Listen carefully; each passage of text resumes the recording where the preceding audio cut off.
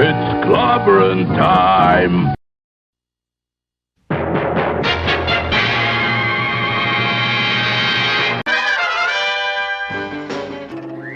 Atomic batteries to power. Turbines to speed. Roger, ready to move out.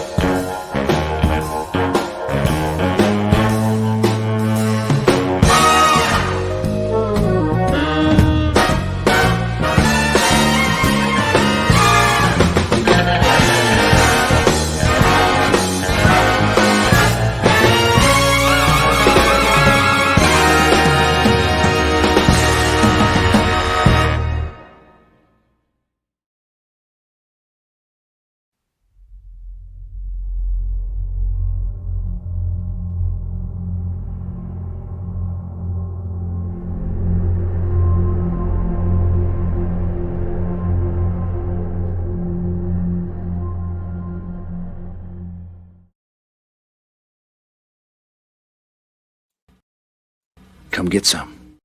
It's clobbering time! Clobberonimo!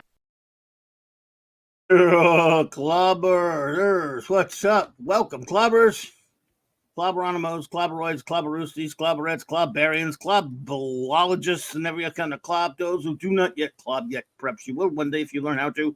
Bang the rocks together, guys. Clobberonimo! I love that sound. Thank you, number one, and thank you all for being here with us tonight. Welcome to Clobbering Times, issue number 462, 1,400. That's just on YouTube, that other number. 1,462 for almost 15 years, coming on like in a couple of weeks. CLOBBERIN Clubhouse, number 125, with the most wonderful first officer in the fleet, Commander R.M. Briggs, and the greatest chief engineer of all time, MARC. Hello. Hey, hey. Good to see you all tonight. Thank you for being here. We got a great show for you. Blake 7 episode review, and Kolchak, the first Night Stalker. Can't believe Raquel made me watch something scary. Telefilm? Oh my, you're scared, aren't you? Okie dokie. It's Raquel's fault all of a sudden. I don't know why, but hey, good to see you, my friends. I'm so glad to have you here. And number one, I love you. I'm so glad to hear. Can't wait for tonight. This and Saturdays is the time I look forward to the most in life. Hanging out with you, you're the best. And why don't you open us up with some of your opening first officer words? Well, first, I just want to say I love you. Thank you so much for having me here. It is an honor and a pleasure to be invited here to hang out with you and everyone in the chat. Many of these people I have come to consider my real life friends. I also want to say hello to Mark D with a C, and a special shout out to Brogu. I love you, Brogu, and Philip Story. Love you guys. Thank you so much. Hail to the chat. Good evening, everyone, to CLOBBY'S Clubhouse. This is a place where nerds and geeks unite to talk about all the wonderful things that we love and that we share. And tonight we're going to be talking a little Blake 7. Like the boss said, we're going to be talking about that Kolchak the Night Stalker film. And I think the guys saw Ghostbusters, so we might be hearing a little bit about that. I did not see Ghostbusters, but before we dig into the show, I just have some special thanks that I want to give out, and I know this takes a little bit of time, but you have to understand my mentality, my personality, and that is that I like to give thanks and to shout out the people who I care about, because without them, I'm not going to be here. You know what I mean? And I just really appreciate them very much. So the first thing I want to say is thank you to all of the wrenches for showing up tonight to help guide us through this process. I want to thank my good friend Larry for his generosity and support, not only of this channel, but of my writing. I love you, Larry. Larry, thank you for going out of your way to use your social media to promote CLOBBY. You are just the greatest Southern gentleman. One day, you and I are going to sit down and we're going to sip a mint julep. We probably won't finish it because I don't think either one of us drink, but we're just going to sip it. I also want to thank my friend Chris Persia. Chris Persia, I love you. Thank you for all of your beautiful show posters. You have all this wonderful software and this beautiful imagination and all of this talent. And these show posters that you make are worthy of the foyer at the cinema. So I just want to thank you for using your power as one of the biggest wrenches on YouTube to promote CLOBBY and to promote this show. I love you, sweetheart. And I hope your dad is feeling better. It's a really scary thing to struggle with high blood pressure and things like that. So I just want you to know that everyone loves you and we're all still sending our love and support. And, you know, folks, if you pray, can you send some prayers Chris's way? Because we dearly love this marvelous human and by proxy, his marvelous father. We wouldn't have Chris if it weren't for his amazing dad. I also want to thank my buddy Gwagnar for always keeping me in stitches for the shout outs that he does all over social media and the crazy, cool, insane, amazing memes that he makes. Always has us in stitches. He's just a marvelous human being. I want to give a shout out to my buddy JT Kirk for everything you say and do behind the scenes for me. Also, Michael Beacom, I love the letters that you send me. And just the way you interact with the local film community, the book people, just everyone around you in the professional arts and entertainment industry. And thank you for always keeping me in the loop on that and sending me beautiful letters. I also want to thank my buddy Dave for getting a hold of me today and saying, hey, you know what? When is the book coming out? Thank you for caring about me, and thank you for caring about me and supporting my work. I am waiting on my editor to get back to me, and he is super busy. But he is a preeminent scholar, literary scholar in Canada. So that is to be expected. So I'm patiently waiting, but I am as excited about all of this as all of you are. I want you all to know that in the meantime, I have a new story that I'm going to be releasing to the public for April. Aside of that, I just want to give a shout out to my patrons very quickly. I have a book called Science Fiction Tales, and it's just straight episodic classic science fiction, and it's told in that way. And there isn't a huge market for that right now. So I have a bunch of marvelous human beings who have stepped forward and said, you know, I want to back your next book. Let's do this together. So 10 more stories are due very soon, but you can get my first book, Science Fiction Tales Volume 1, at Barnes & Noble and at Amazon. And the new book will be out soon. I promise soon. It will be called Science Fiction Tales Volume 2. And I have the following folks to thank for all the conventions, the advertising, for all of their love and emotional support, and also for reading and their reviews and all of the things they do for me. I don't even deserve to have this kind of support from these amazing people. And I love every single one of them. Larry, Tony Stark, Sean Carter, Penny Lane, Shooter, Gwagnar, Dave, Chris Persia, Scuba and Leslie Pete, Eric K, and his trusty dusty dog Kirby, who is now somewhere down Bugs Bunny's rabbit hole in China. Enigmatic Drop Bear, Michael and Cassandra Beacom, like I said earlier, Mark D with the C, Anti-Derivative Jill, Maximum Redstone. Max, thank you for the letter this morning. I love you. JT Kirk, Dabman and the Dabman Clan, Lord and Lady Thoth, and of course Lance. Please chuck some cheese in the chat. We have lots of pepperonis here. Rob Altus, Tyler, Jeff Wyatt, Rod Thunderheart, and Mazeris. Without these people, I can't publish, and I really need them. And the fact that they use their power to help me is pretty darn cool. So I think that's about it. I'm excited about tonight's show. You all know how much I love Blake 7. We're going to have a hoot. So I'm going to turn it back over to the boss. Boss, let's get it on. Let's do it. All right. Thank you, number one. And just so glad to be here tonight. This is what I really love doing. It's just great to see you all. Daniel's Hot Topic says has a birthday tomorrow. Happy birthday tomorrow, by the way. Coincidentally, so does my son, and so does the greatest captain of them all, William Shatner. Yeah. That is tomorrow. It's going to be a big birthday. Yeah, big birthday day. All right, so Mark, anything opening words you might have before I get us rolling here? Well, we did get to see. We both saw Ghostbusters today, so later in the show we're going to talk about the new Ghostbusters movie. A little bit, minor hit. On that. Well, after our Blake 7 review, we'll talk about. After our reviews show segments, we'll talk about that a little bit for sure. Yeah, so it's fun whatever talking else about that. there is out there. Yeah. So, what do we got? Okay, let's do our show notes and shout outs, shall we? Yeah, for sure. I want to thank, of course, the great Tom Connors for having me on earlier with that great group over there. We're talking about, actually, we all gave us a review. We had spoiler after a while, of course, of Ghostbusters: The Frozen Kingdom, the film that just opened today. Really big opening for tomorrow, but yeah. So that was great. Tomorrow, on Fearless Friday, 7 p.m. Eastern on the great J-Man's channel, the penultimate episode of our Fearless Fridays, reviewing all of Frank Miller's Daredevil. And just in other words, we have 2 more to go. So tomorrow night, J-Man and Sean and myself will review the Frank Miller's masterpiece. In my opinion, it's his masterpiece. He's never topped it, in my view. Born Again. And I've reviewed it about a year or so back, or give or take a year and a half, with the great Nick Weiser, and I have reviewed it together on my channel.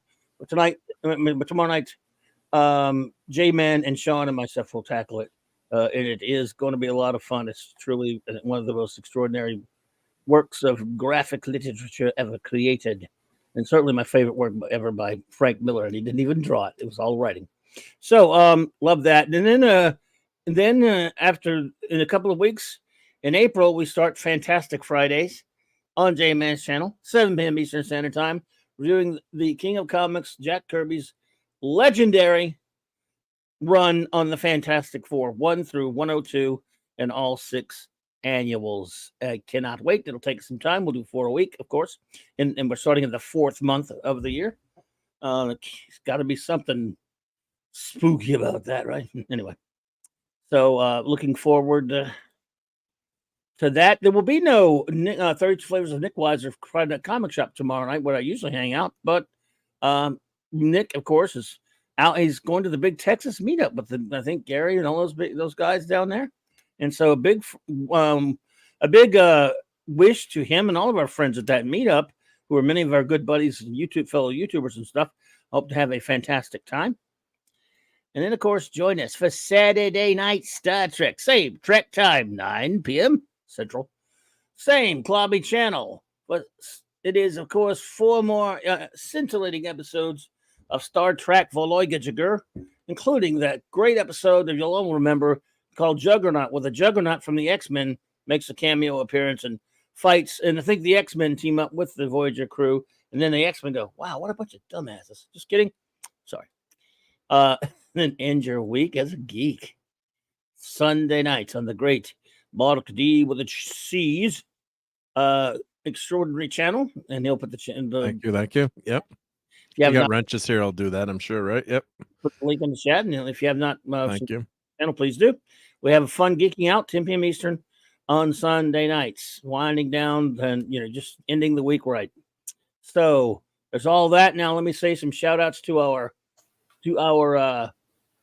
wonderful wrenches, and then the chat, and then we'll get on to beeswax.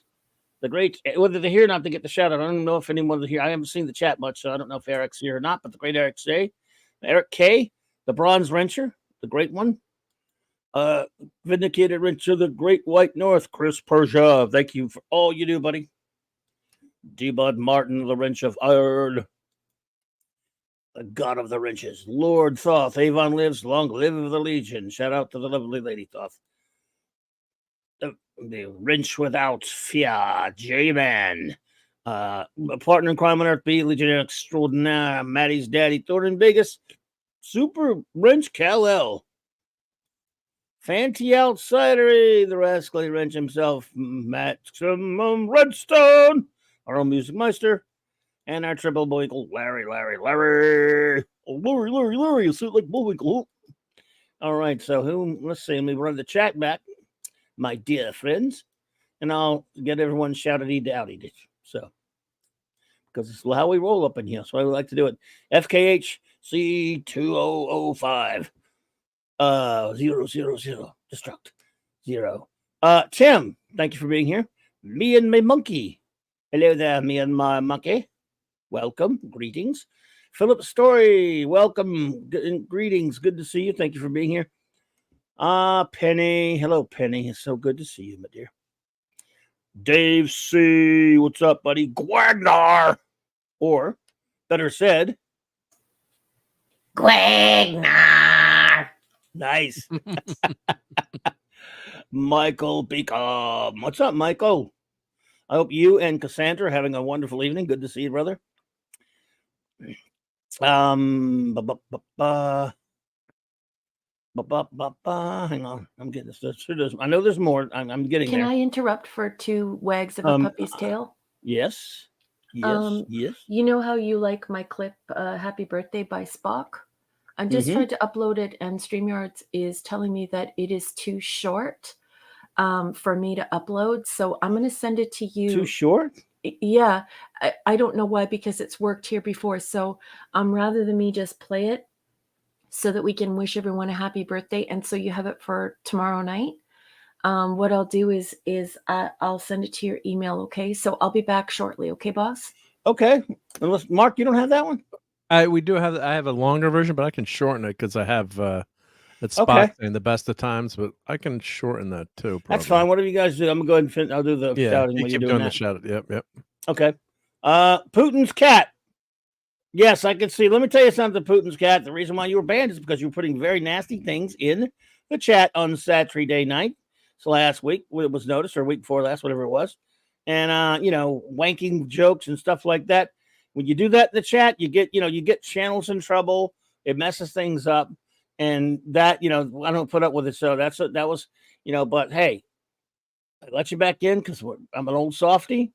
So if you just behave yourself and keep it PG in there, we like having you. We like having anybody, and you got a good sense of humor. If you want to have fun here, fine, it's good. If just behave and watch it, because believe me, in normal circumstances, I don't care about any. There's no joke you could offend me with. There's no bad words you could offend me with. I'm just not that way. But the channels, are important to those of us who have these YouTube channels.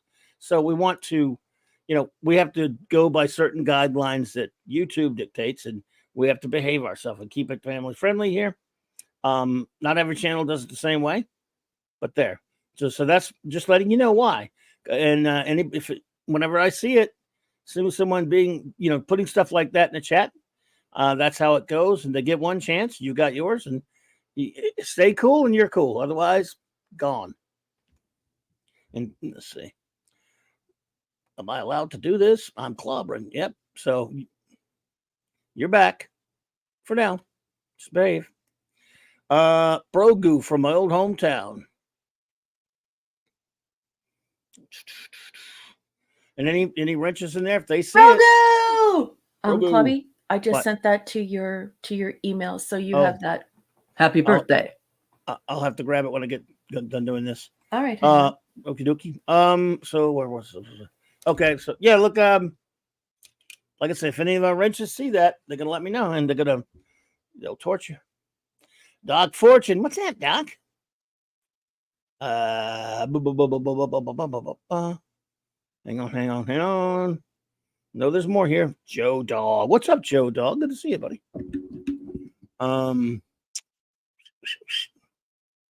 Mazerus. What's up? Good to see you, Mazerus. Maze. Glad to see you. Absolutely. Daniel's Hot Topics, who has a birthday tomorrow, same day as my youngin, my youngest of my 2 children. Happy birthday. I'll get that. I thought that was Spock. Sounded like Spock. Spock. Yeah. I'll get that. I'll get it. Listen, I sound too much like Spock, but in the other way, and it doesn't make me popular. Dun Ranger powers. Dun Power Ranger. Dun.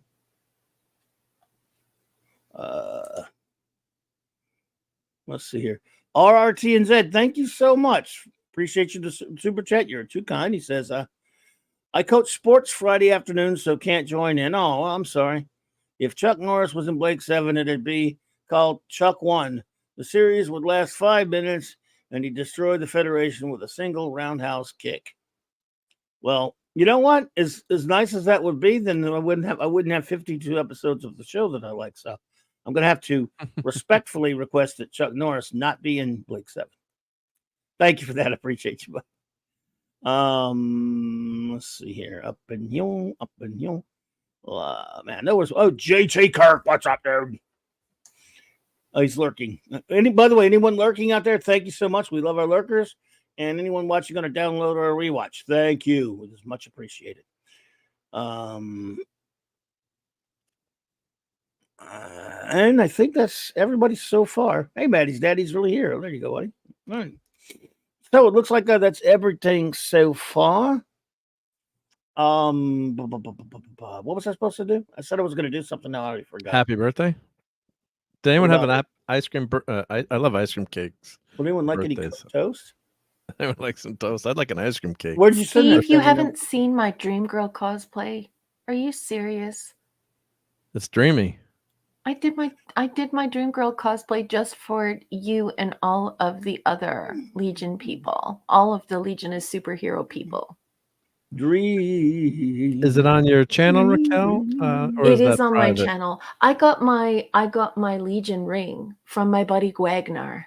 Gwag sent it to me. He's like, heard you doing Dream Girl, and he also sent me some other goodies with it. But yeah, that's like the OG super fun Legion ring, and I'm so happy that I have it. Truth be told, I actually wore it for the first day that I had it, but it's way too big for my hands. It barely even fits on my finger with the gloves. I have to be really careful with it. But I mean, I walked around wearing it and like putting it to the sky and pretending I was going to fly away and stuff. I thought my husband was my poor husband.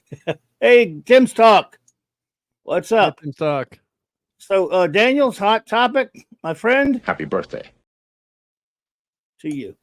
Yay! Yay. Nice and clean. Thanks, number one. Perfect.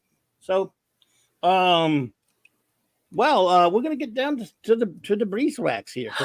Steve, go watch it. It's on my channel.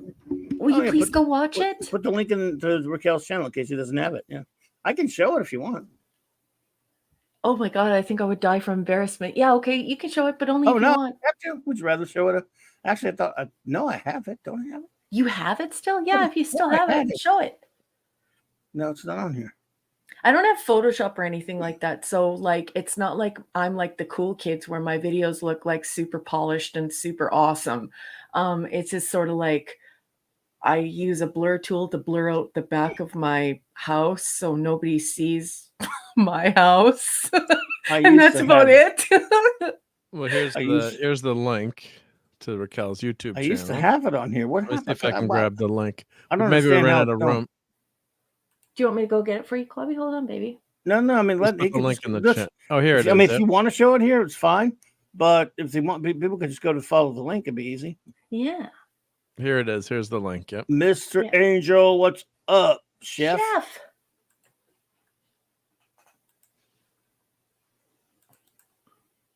There's the link. All right. Well, the Dream Girl. Okay. He says, Raquel, I have Photoshop and I'm a master of it. Let me know if you need some Photoshop work. Oh, wow. Oh, really? Yeah, I can't afford Photoshop. But I think like at this time, like with the way things are going with AI and the way that people are using like Facetune and BodyTune and all that stuff, and they're changing their stuff, and considering that I'm over 50 years old, I think I'd rather just leave it where people go and look at it and they're like, oh my God, that lady's like over 50 and she doesn't use Photoshop. I think I'd rather leave it like that, because I think sometimes the stuff looks too polished. Plus, the upside of it is that when I go to conventions and people meet me, they're not like, oh, you don't look like that. Yeah, exactly. I want them to look at my rough work and look and go, oh, okay. and so but thank you for the offer. And just so you know, behind your back, Clubby brags about how talented you are all the time. He is like one of your best bros behind your back, just so you know. Well, yep. Steve is a great friend, a great lifelong friend, and extraordinarily talented and extraordinarily brilliant. So, Larry, I love you, and I'm so happy I'm your dream girl. That was, I think it's so cool that you all taught me about that. And just so you know, it's my favorite cosplay. I would not know about that if I didn't meet Clobby. Hey, Grim. Yeah, we had a Legion of Superheroes roundtable way back on the Global Geek Gang. Mm-hmm. So, all right. So, I guess we'll go ahead and start with Blake 7, tonight's episode, because I'm really excited about it. I love it. And here we go. It is. Let me get the slideshow up here for everyone. I shall. Yeah. Hang on. I shall get it up. Let's get it on. Yeah. Thank you. Well, we're gonna get dinged anyway, no matter what we do with Blake 7. Okay, it's ridiculous. No one watches. No one cares about the show, and we get limited every time. Not completely demonetized, but I guess it's just. I don't know if it's just limited in some countries or what. We got to keep our talk more PG. It's not that. I don't think we cussed. Who knows with the YouTube, the algorithms? Yep. But 2 or 3 times in a row is not a cool. I mean, that's not a coinky day. I mean, that's something. That's a pattern, but I don't know what it is. But anyway, neither here nor there care. We're having fun with it. And it's not like it just says limited. It's not. What was limited? The past 2 or 3 clubhouses. Yeah, it's from the video. It's definitely not from the way we're talking. I can tell you that. It's not. We don't. I am like if people have questions about copyright infringement, or if they have questions about what kind of language and behavior is appropriate for YouTube, they should know that they can come to me as a professional person who has studied the law, and I do understand it. So everyone just if you have questions, just ask, but don't presume. But yes, the Clubby, we're not doing anything wrong as far as the way we're talking. If we got any more PG, I don't think adults would want to watch us anymore. I mean, we're basically at an AM radio. We're not even at FM radio. We're at an AM radio type of behavior in the way we speak. We don't use curse words. We say the odd shite here and there. Chesticles, though. I don't know if the algorithm knows what that is. The AI does not compute. Compute. I've dropped one once in a while, but I mean, I'm just a little bit sensitive about it right now, because I'm going to be frank. Having somebody message me huge, like 400 and 500 word replies for 5 days in a row about how our show isn't godly enough and how we're not Christian enough is upsetting. So let's just leave that idea alone for a little while. It has nothing to do with our behavior. We're pretty much AM radio here. We never step out of line. We're good. It is definitely the fact that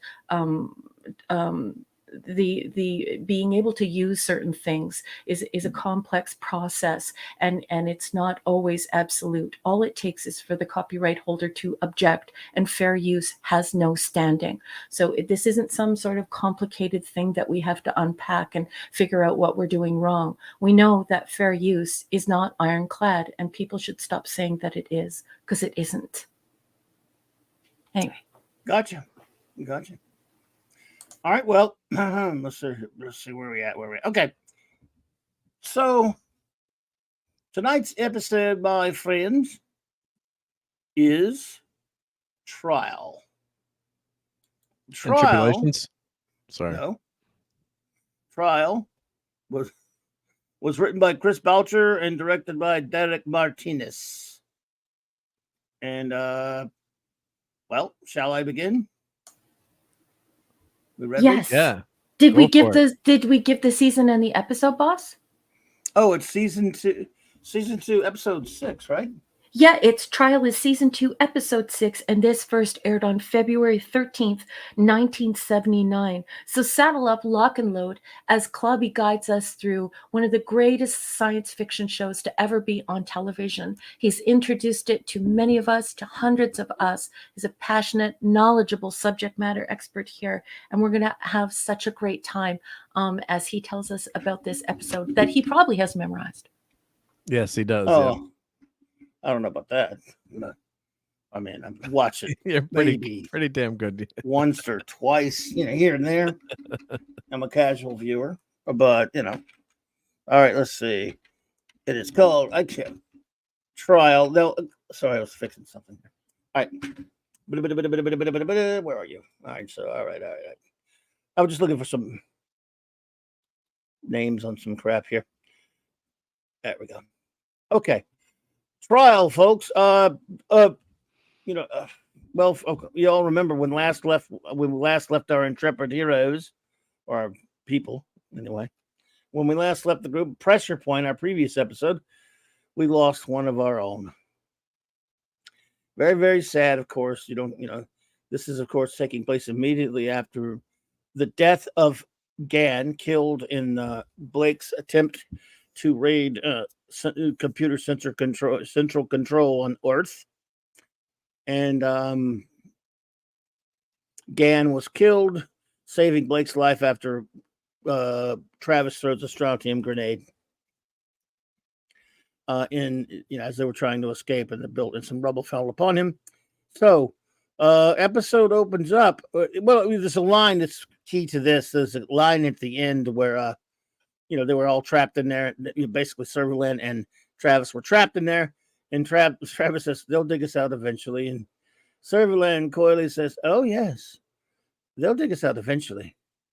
Then I'll bury you. Well, we cut right pretty much from that to the fact that Travis is now on trial. He's not the only one, but that's basically the name of the episode because, Travis. There are multiple meanings to that word we'll find out in this episode. But firstly, he is all of a sudden being tried on charges that are about 3 years old. He's accused of a massacre of over 1,000 freaking people.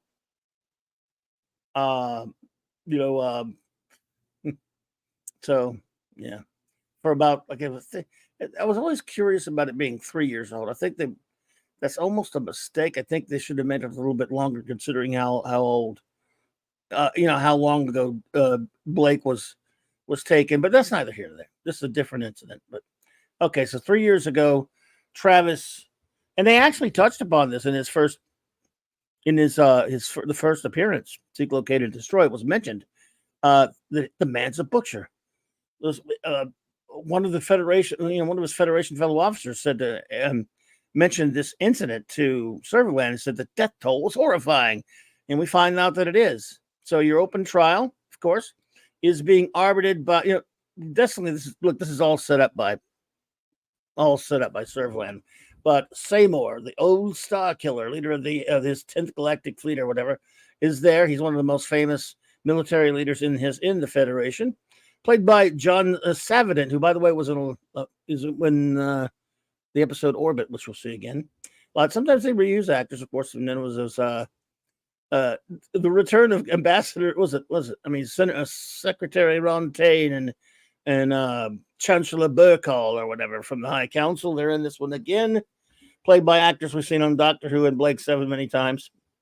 I forget their names, like John Bryans or something, and Peter Miles. I forget which is which, but I think. But anyway. So this episode is a lot about really delves into a lot of things, but especially some of the political and intrigue that goes on. Ron Tain. Yeah, Ron refers to the massacre on the planet Aros. That's right. There you go. Thank you, Maxie. So this episode delves into a lot of things about the characters. This is a full-on character episode, but also we learn more about the Federation, in my opinion, in this episode than just about any others. The kinds of people you have in the Federation, the kinds of, the fact that as much as we love something like Star Wars, these troopers, when you take the helmet off, there's a person under it. When you meet some of these people in the Federation, they're not all just a bunch of nothing but Yahtzees. Some of them are, many of them clearly are, but a lot of them are. There's a lot more to them than that. There's a lot more nuance to these people, and the way they're written is like true, actual individuals and stuff.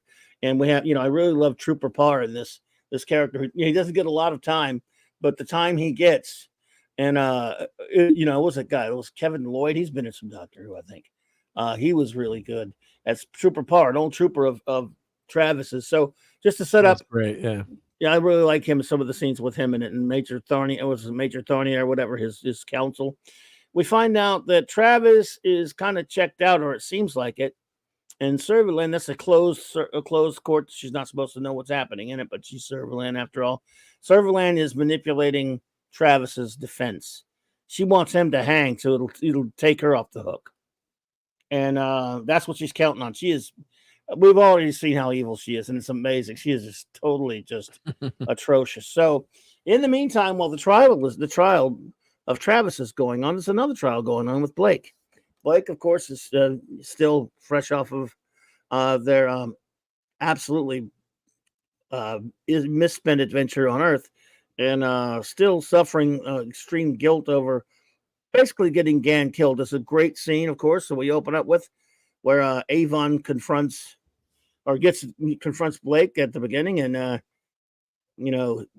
he sees that Blake is planning to do something, to go somewhere, and Blake says, "There's nothing to do with you." He goes, "Nothing at all.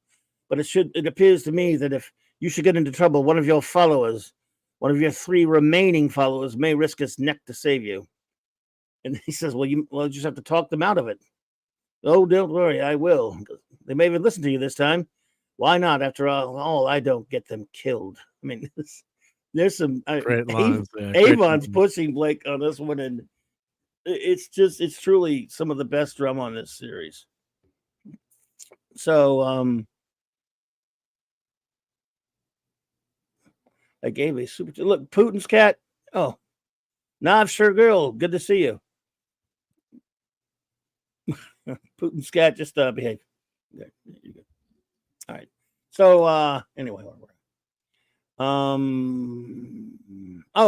Blake has decided to go down to this planet that they've found and just go walk around, just to think, to clear his head, whatever, to think basically. And he leaves without a gun. He just goes down to this planet, and the others, he puts a scramble on where he is, leaving home and beacon at one spot so he can go walk around the planet. He makes it so that they cannot track his position, and the crew is left to wonder what's going on with Blake. What's he doing? And it is determined that never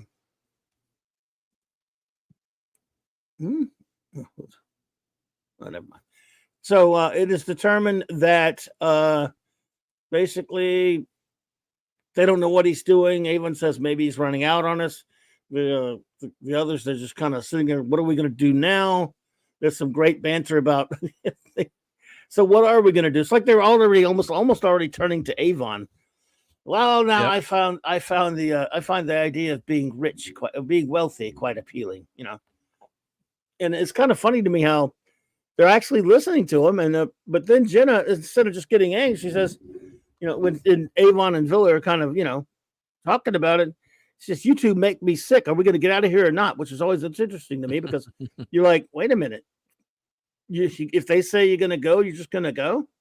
Okay. I don't know. All right. Anonymous Gamer. So there's some interesting, interplay going upon, banter and stuff going on with the crew. So Blake starts walking around down there. We have some interesting stuff going on with the crew. We go back to Space Command headquarters, and the intrigue there is about the trial, but it's also about Servalan manipulating everything, and it's also about Travis.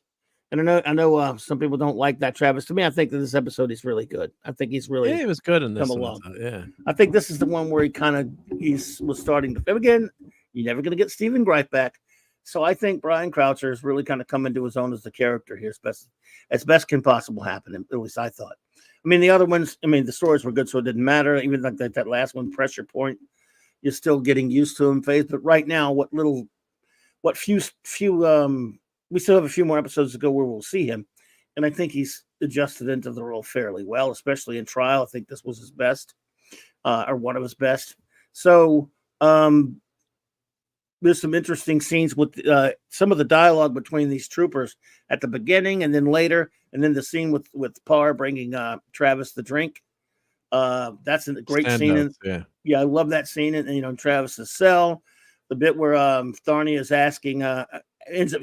It's kind of funny when she asks Parr, "Do you think he's guilty?" He goes, "No doubt about it, Major. He gave the orders. We just did the shooting." And earlier on, when he's telling the other younger guys, saying, he says, we look out for our own. We don't even, basically he's Parr is like pretty much the military is really running the show. The civilian government just doesn't know it. He implies that a couple of times in this conversation. He says, we look after our own. And and because one of them says, whose rules did he break? And he broke the rules, didn't he? And he tells the kids, whose rules? The only ones that matter, isn't it? Ours. So he's one of those, he's like Serverland. He just believes he's really hard in the military. And he believes the military is over the civilian government, which is a conflict that will be definitely dealt with later on the show. So that's what I love about this episode. There's so many things, so many subtle things in it in the dialogue that tell us more about the Federation in 6th episode of the 2nd season than we ever knew up until this point, if you watch it in a certain way, and which I think is fascinating. Chris Boucher was really on the same page with Terry Nation about the ideas that he had for the Federation.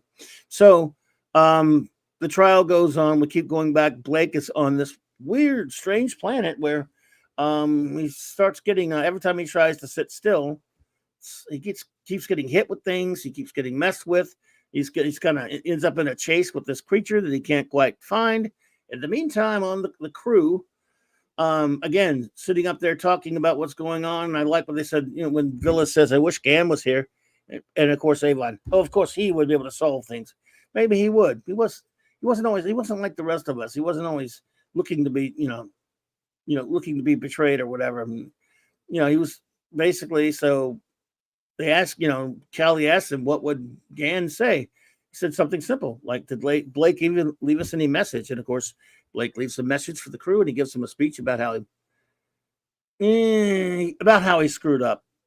And it seems pretty manipulative. That was touching. It was a touching speech, but Avon interprets it as self-pitying and manipulative. Yep. I'm not saying I agree with it, but I think it's an interesting take because I think Blake's a good guy, and I think good man. He's sincere, and I think Avon is highly cynical. That's why these two clash so much. Avon doesn't like to think anyone is ever sincere. Because his cynicism kind of rules him a little bit. But I think deep down, I think he still cares about Blake, even though he won't admit it. So I love when he looks and says, "You swallowed that? You thought he was faking everything?" Oh, there's the line up there. Everything but the self-pity. That was real enough. And anyway, when they ask, so what do you think, Jenna? And she just walks out, doesn't says anything. That speaks volumes as well. Good night, Maddie's daddy. Take care, buddy. You didn't say anything about whether or not you liked it. I hope you liked it. Who? Maddie's daddy? Yeah. Liked what? Well, it was very difficult to do Dream Girl the way that you guys told me to. Oh. Because Dream everything Girl. had to be made out of mirrored fabric. Not just silver fabric, but mirrored fabric. Oh, let me beautiful. know what you thought, Steve. And kiss Maddie for me. Indeed. Good to see you, buddy. Thanks. So, basically, I love the line. Another one of my favorite lines is when Avon's a little bit frustrating us, which just leaves one question: is it that Blake has a genius for leadership, or that you have a genius for being led? Yeah, another great line. Yep. A lot of great Avon bits in here, and they're just everything in this episode, other than a great science fiction concept later, it's funny. You got a lot of great political intrigue stuff and information about the Federation filled in. Then you got great character stuff with the whole crew, and just talking scenes where they talk character establishing moments, and then all of a sudden, a bit later, as we're going to get to, they come up with they have an extraordinary, in my opinion, science fiction concept. Yes, I understand some of the sources. In other words, I know that it's similar to some things we've read. Even if you're a comic book reader, you think Ego, the Living Planet, some other type things. But we'll get to that in a second. Blake is still having some difficulty on the planet. He's lost his. Well, I hate when they take their pet peeve. I hate when they take their bracelets off. They should know better. But he loses his bracelet and his equipment to this strange he did that on creature. purpose this time, right? Well, we'll talk about it. Well, after, he did that. But yeah, but I just say they shouldn't do it. It's dangerous. Yeah. So especially on a planet you've never been to. And because even earlier, although Avon does say we don't know that he has, we don't know that he may have a ship standing by. We don't know that he doesn't have someone. I think he had a kind of a death wish, though. That was my question. He may be running out. Well, Avon thinks he might be running out on us, but did he have a death wish? I don't know. It's certainly there was a slight possibility, but we'll see. Anyway, we get back to Federation headquarters, and basically some of the stuff goes on with the trial. Travis surprises, pretty much Serverland when he gives an outburst and gives a speech, which again, you can say what you want about Brian Croucher not being Stephen Greif. I think it's excellent work by Brian Croucher. The speech he gives to Seymour and the other admirals and stuff about being a soldier, and again they looked affected by it. Serverland tells Tharnia that Seymour was affected. I could see it. Suzanne Eckstein, hello there, welcome. And she's like surprised. How did you know? Because secure meeting or not, did you really think I wouldn't have a spy camera in there? Which it's Silverland, of course, which I loved. And anyway, she thought she was worried. She was worried that they were gonna, that he might have moved them with that speech. She was going, the whole time he was quiet, then suddenly he did this. She goes, it's a real pity that he has to be killed. He's so much better than anything I've got. Meaning that even Travis, whatever else he is, savage, unthinking animal. But anyway, he is still sentenced to death because even though Seymour says what you said moved us greatly, we understand about killing and about war, but yours were the actions of a savage, unthinking animal, which again was a powerful scene in the courtroom. They sentenced Travis to death. But I'm going all over the place here. We'll go back now to the planet where eventually Blake learns how to communicate with this strange creature in this weird rubber outfit named Zill, who can, let's forget that she can speak English. So what? Maybe there's some kind of symbiotic ability. Universal translator, maybe. Yeah, I don't know. Maybe she's just she's got some kind of ability to communicate where it seems like he's hearing it in English. Which who cares? Doesn't Aurak add translation of abilities too? Or no? Aurak does, but I mean, this being has never been made interstellar contact, but it doesn't matter. It's great, so I don't mind that kind of stuff. I mean, you can suspend it. I do anyway. So on this planet, he comes to start realizing that she thinks she saw him teleport down, and she thinks because he sees her eggs, he finds her eggs, and he starts to think, "What the hell is this thing?" And he sees it. She saw him materialize. So her assumption was that the white outline of the teleporter means he was hatching from an egg. He says, "You've been protecting a child." Basically, he works that out. They talk. Zill speaks in strange, obviously strange riddles and such. And so later we find out that Aurak has been analyzing the planet and finds out this is not a planet in the sense of an ecosystem. It's a planet that's basically an organism. And so, the planet's about to be submerged in water. Avon is able to rig the teleporter. But actually, before that, though, he's working on a detector shield that'll keep them off of everything but the Federation's close-range detectors. And anyway, he's working that when Villa asks him, "Oh, so how are you going to test it?" Well, I'm sure Blake will find something for it to test. Oh, you decided to follow. No, you decided to be led like the rest of us. He goes, "No, I've decided to continue to follow. It's not the same thing." He says, "I don't see the difference. I didn't really think that you would." So great banter as always. He manages to rig the teleporter the way could, we'll just cut to the chase. A Scotty type rigging where he is able to teleport Blake up and then tells Blake, you know, when Blake says, next time I want to think, I'll do it in my cabin. He goes, I should stick to action, Blake. That's what you're good at. Basically, more another dig at Blake. And he goes, you should really, he says, you should be careful, Blake. They were almost ready to leave you this time. And he goes, you know, but you handled them well. Do I? He says, yes, but another death might do it. He goes, then you better be careful. It'd be ironic if it were yours. So, yeah, back on the bridge, you know, they're basically having to come to Jesus meeting. Like, he's admitting it. He made the bad mistake with McGann and all that stuff. But now the Federation knows we're vulnerable. We got to think of something to restore our legend. And even asks, what death-defying feat do we have to do to accomplish that? He goes, some kind of surprise attack, I think, is where Spaceman Command Headquarters. Well, of course, just coincidentally, right after I backtrack, I digress to when Travis is being sentenced by Seymour. He is being sentenced, and of course, what happens? But Blake saves his life, saves his ass, saves his bacon by blasting, by using their detector shields to get in there. Avon's gadget works, and blasts through the detector shield, and basically, blasts the station. Just happened to hit where the trial room was. Travis barely escapes, but no one else does. So those generals are all killed, and I guess Secretary Ron Tain is killed, and Senator Burkholder or whatever. So all dead, right? Yeah, I assume they're all dead. Yep. Yes. So he has the confrontation with Parr, and Parr tries not to let him go, but he jumps him and he knocks him down. And there's a scene. Where's context to it? Says, some of us weren't hypocrites, were we, Parr? So he goes to Silverland's office. And she basically, he's holding a gun on her, and she, he says, get me a ship. I want a ship. And she basically says, and you'll hunt Blake. He says, well, you hunt both of us. He goes, well, if you catch Blake, if you hunt Blake, I'll see to it that you're listed as dead. There's nothing more free than a dead man. So there's like an uneasy alliance after all between, and she gives him a ship, a fast ship with mutoids whose minds are wiped to answer to his commands, and off is Travis, a free man, to hunt Blake, who saved his ass unknowingly, saved him.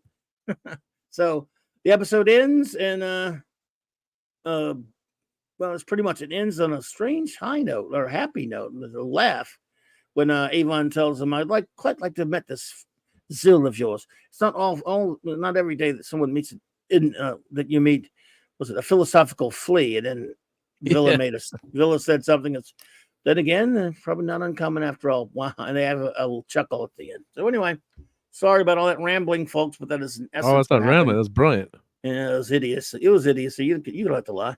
But that is, in a nutshell, folks, a very complicated, idiotic, pathetic nutshell, though it was, the episode Trial. Bah, bah, bah, bah, bah, bah. And now we'll turn over the floor to our wonderful first officer, who I'm sure may have some notes on this episode. Do you not? I do. Thank you so much for that amazing summary, Clobby. As usual, many of the things that stood out for you also stood out for me. And so I take notes with a piece of paper and a pencil, and these are the notes. I think the opening scene is really cool. I love the idea of the space station. And, this show takes a lot of heat. People make fun of it quite a lot. Saying, that the sets, like that the show is just too cheap to watch. The effects are bad. The practical effects are worse, and they're horrible about this show. Well, this particular episode should make a believer out of anyone, because it is beautiful. Like, the sets are truly beautiful. Silverland's office is a science fiction perfection on any budget, I put in my notes, and I stand by that note. And the courtroom is equally excellent. So this really reminds me of A Space Odyssey. The furniture is so incredible, really takes you to a different place. The courtroom looks like a real courtroom.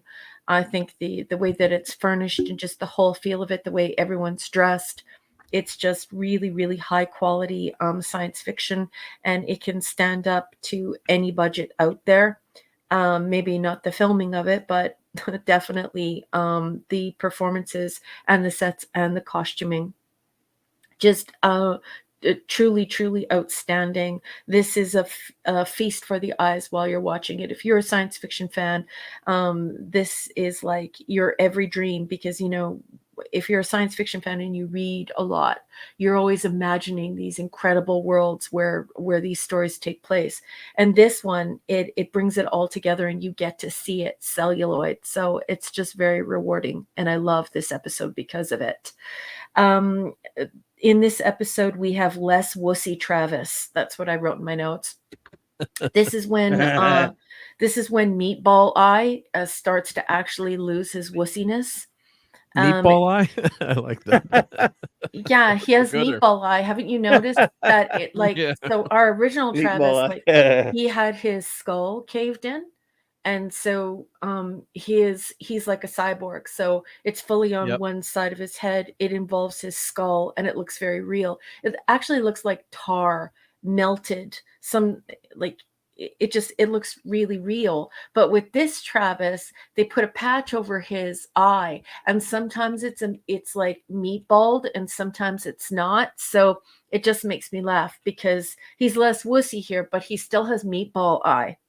And now that I've pointed it out to you, you're going to notice and you're going to laugh. Again, I wrote on my notes, wow, this is beautiful costuming, one and all. I love the detail on all of the costumes, the beautiful delta on its side, because, of course, it's obviously an homage, or at least that's what Clobby and I think. Just absolutely beautifully done. It all looks so real. This is a cosplayer's delight. Avon is visibly angry that Gan is dead, and he bitterly criticizes Blake. I think Paul Darrow gives a wonderful performance here, and it's really important to recognize that what Chris is trying to tell us is what I say every time we examine one of these episodes. If you look at Avon's behavior, he's an INTJ. As a fellow INTJ, it is very apparent to me that Chris is trying to show what INTJs know in their heart, they just never say. And that is that once you have someone who's an INTJ, who is your who loves you and is your friend, they'll love you for the rest of your life. And it's no mistake that Chris is trying to show us how honorable and how loving and how kind and how loyal of a friend Avon truly is. And we see that in this scene. He's not just tossing his memories away. He's very angry. He's actually more angry than everyone else about Gan. So Chris is very clever in conveying the true character of Avon, who he doesn't just love everyone. He holds people in his heart, and he doesn't have to be all slobbery and yucky about it. There are cool gadgets that hurt my dog's ears when Blake goes down to the surface of the planet. Of course, I have to press mute, otherwise the dogs are like, ow, ow, ow. I think that Blake is racked with guilt, and we can see it. There's some really great acting here. I love the line, "You have a genius for being led." Yes. I like this because it's actually like Greek rhetoric, because we have being led, which shows sycophancy or genuflection, but then you also have this genius attached to the sentence. So it's very clearly a very wicked and cruel thing to say, that somebody is beyond regular intelligence or regular ability to be slavish to someone else, to be led and to not think for themselves. Some very, very wicked. His tongue is fire. I really love the jail set. I think the jail set is totally cool, totally blew me away.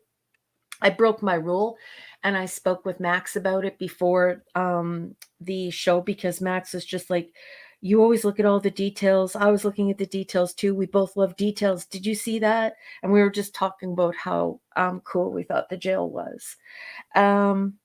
once again, I said in my notes that if you study rhetoric, I studied rhetoric in university, and I'm a rhetorician. I try to compete as much as I possibly can in rhetoric to keep my skills up. But the difference between being led and following, that's something that should be unpacked, and it's great fun.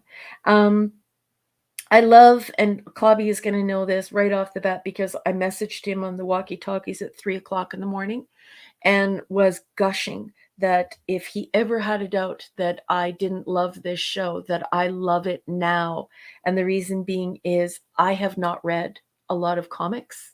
I spent a lot of time in university, and I haven't really had the time to read a lot of science fiction. I've had to read a lot of classics and a lot of academic work. So I prior to watching this, I have never encountered a planet that is not a planet, that it's a living being before. Wow, like the host is a planet that is a single organism. This is bizarre. This is cool. This is so unique. It is so inventive. I just absolutely love it. So it's one of those episodes that stands out to me because I think that it is a beautiful and brilliant idea. And I also really, really loved Philosophical Flea. So funny when Avon's talking about Zill, calls her a philosophical flea. And that's it. Excellent. Yeah, and I reiterate I don't know who, it's impossible to ever know who did what first, but it seems to me that Jack Kirby's Ego, the Living Planet, that he created, oh, good God, for how long ago was that? I mean, it was 60. Oh.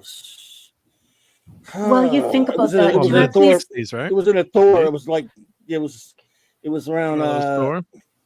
It was in a Thor first, like Thor 130 something or other, 66. While you guys discuss that, can I please interrupt? And I don't want anyone yelling at me because I'm doing this. I just want to do this, please.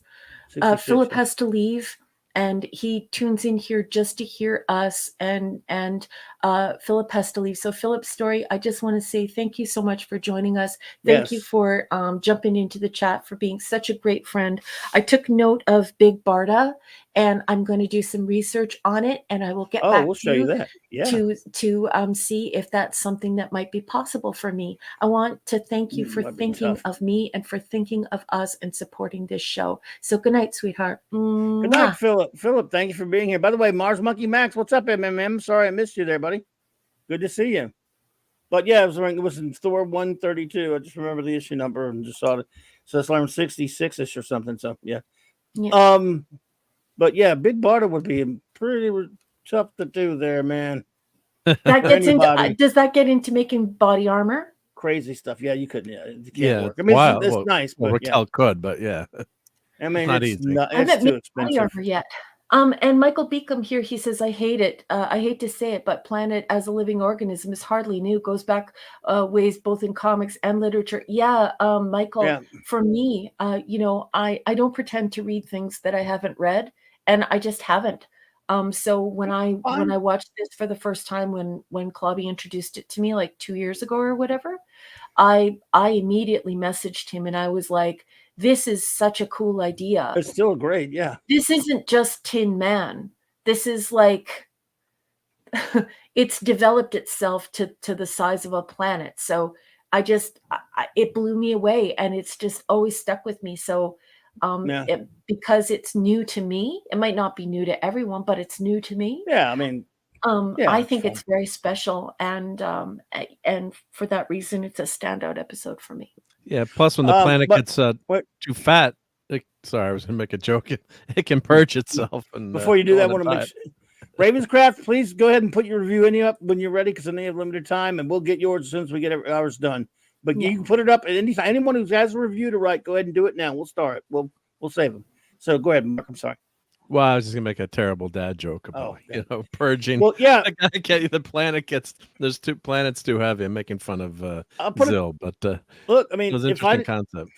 Yeah, Michael Bick. I mean, look, if I didn't know about Ego, the Living Planet, the Kirby creation, I wouldn't have not known. When I just saw this episode, it'd have been the first time I've ever seen it. So I'm not saying it doesn't predate Kirby's character or hasn't been used in something else, but no one's read everything. So this would have been the new one on me if I hadn't already, known about Ego. So yeah, but anyway, Yeah, Michael for comic book Beacom, nerds, it's very familiar. Yeah. Michael Beacom, I totally agree. It is. It isn't just the idea. It isn't just the concept. It was also how it was portrayed and used. Yeah. Like, yes. Oh yeah.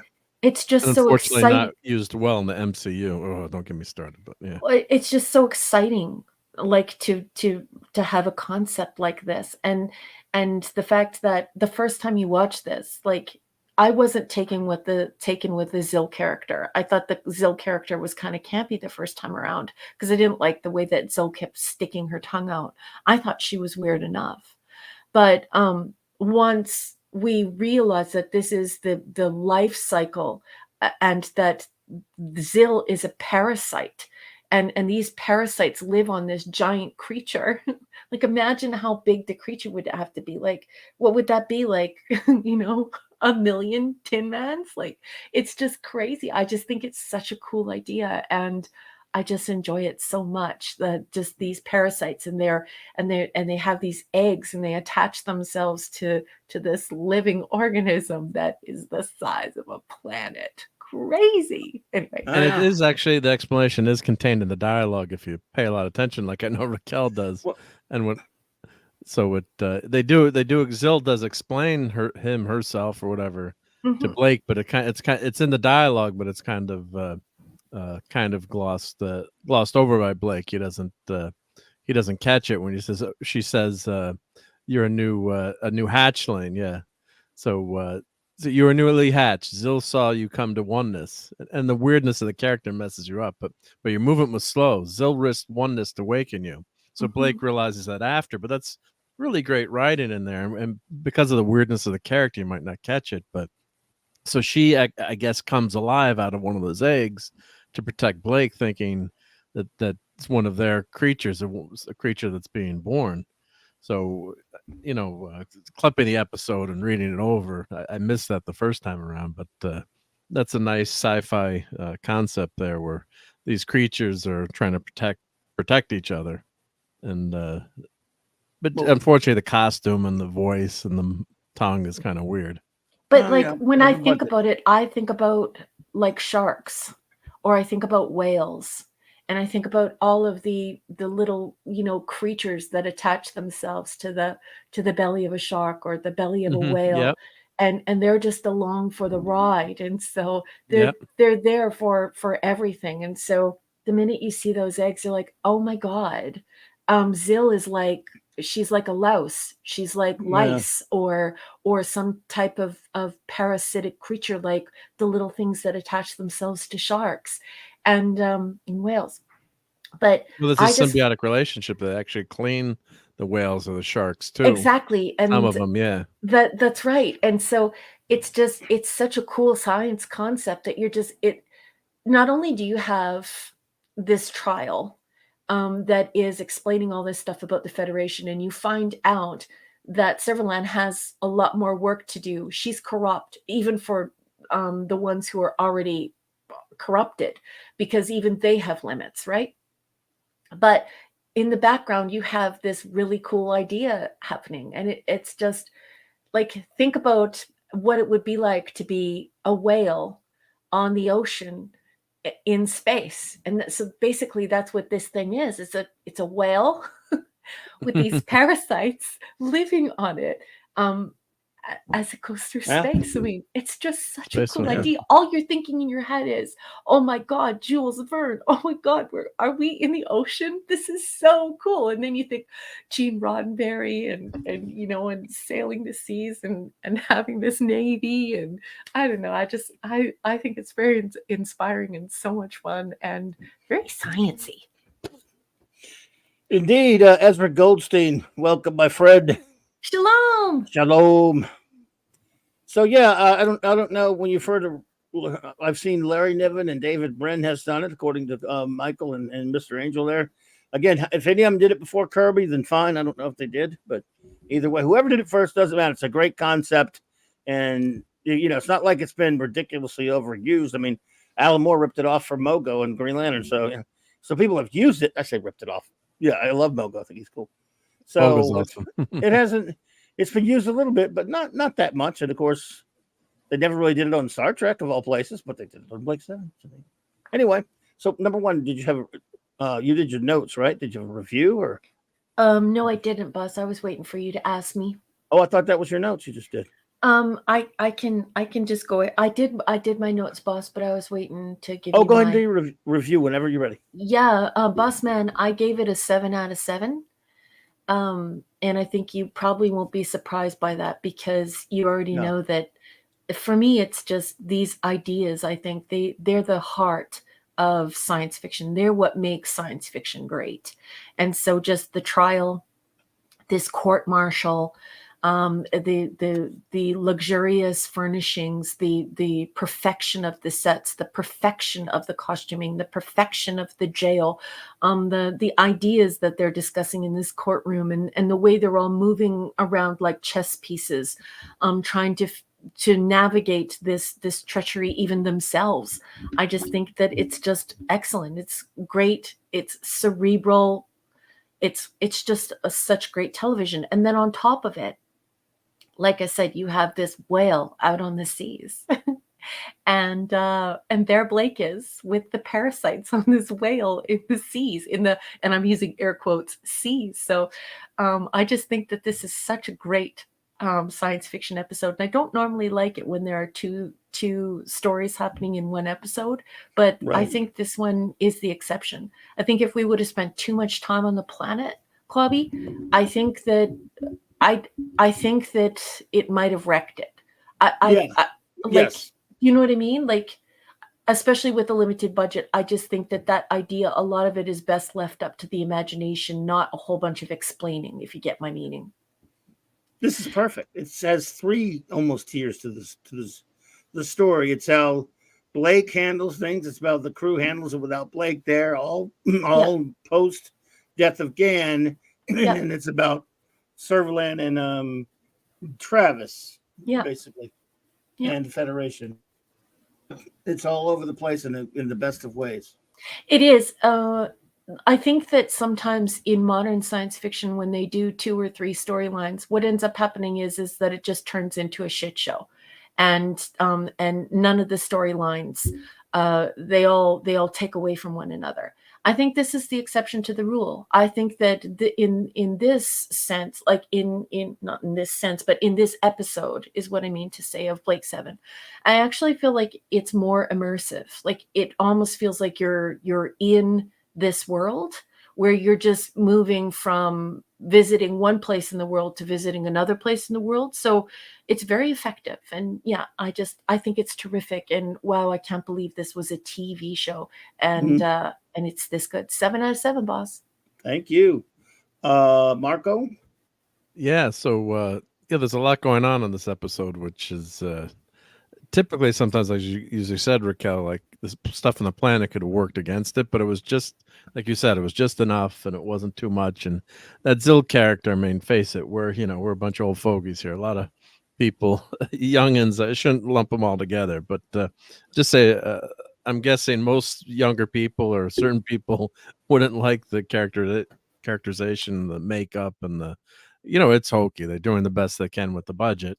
And of course, if you're watching it on a small black and white 12-inch TV, it's going to, in defense of the makeup artists and creators, it's going to look a hell of a lot different.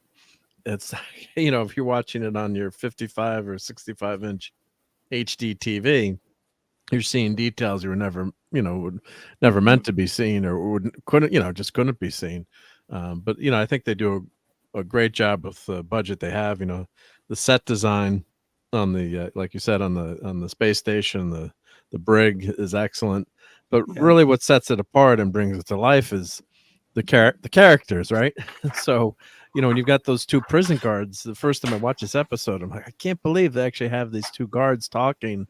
And then they kind of scare the mucky muck, the general there who doesn't use, or the arbiter doesn't use the right, voice print to get in. And then after they're laughing, and like, that's so human too. You can imagine 2 guards. I mean, they're yeah, they're lowly guards, but at that moment they've got power over the high Federation person. The other guard says, "Yeah, you could have shot him, Shot him. Mhm. right?" And he would have gotten rid of it. So the military, they're sticking out for Travis as much as they can, and they have that last drink. And Travis is also smart enough to know that that was planned by the the lawyer. It was all a a setup.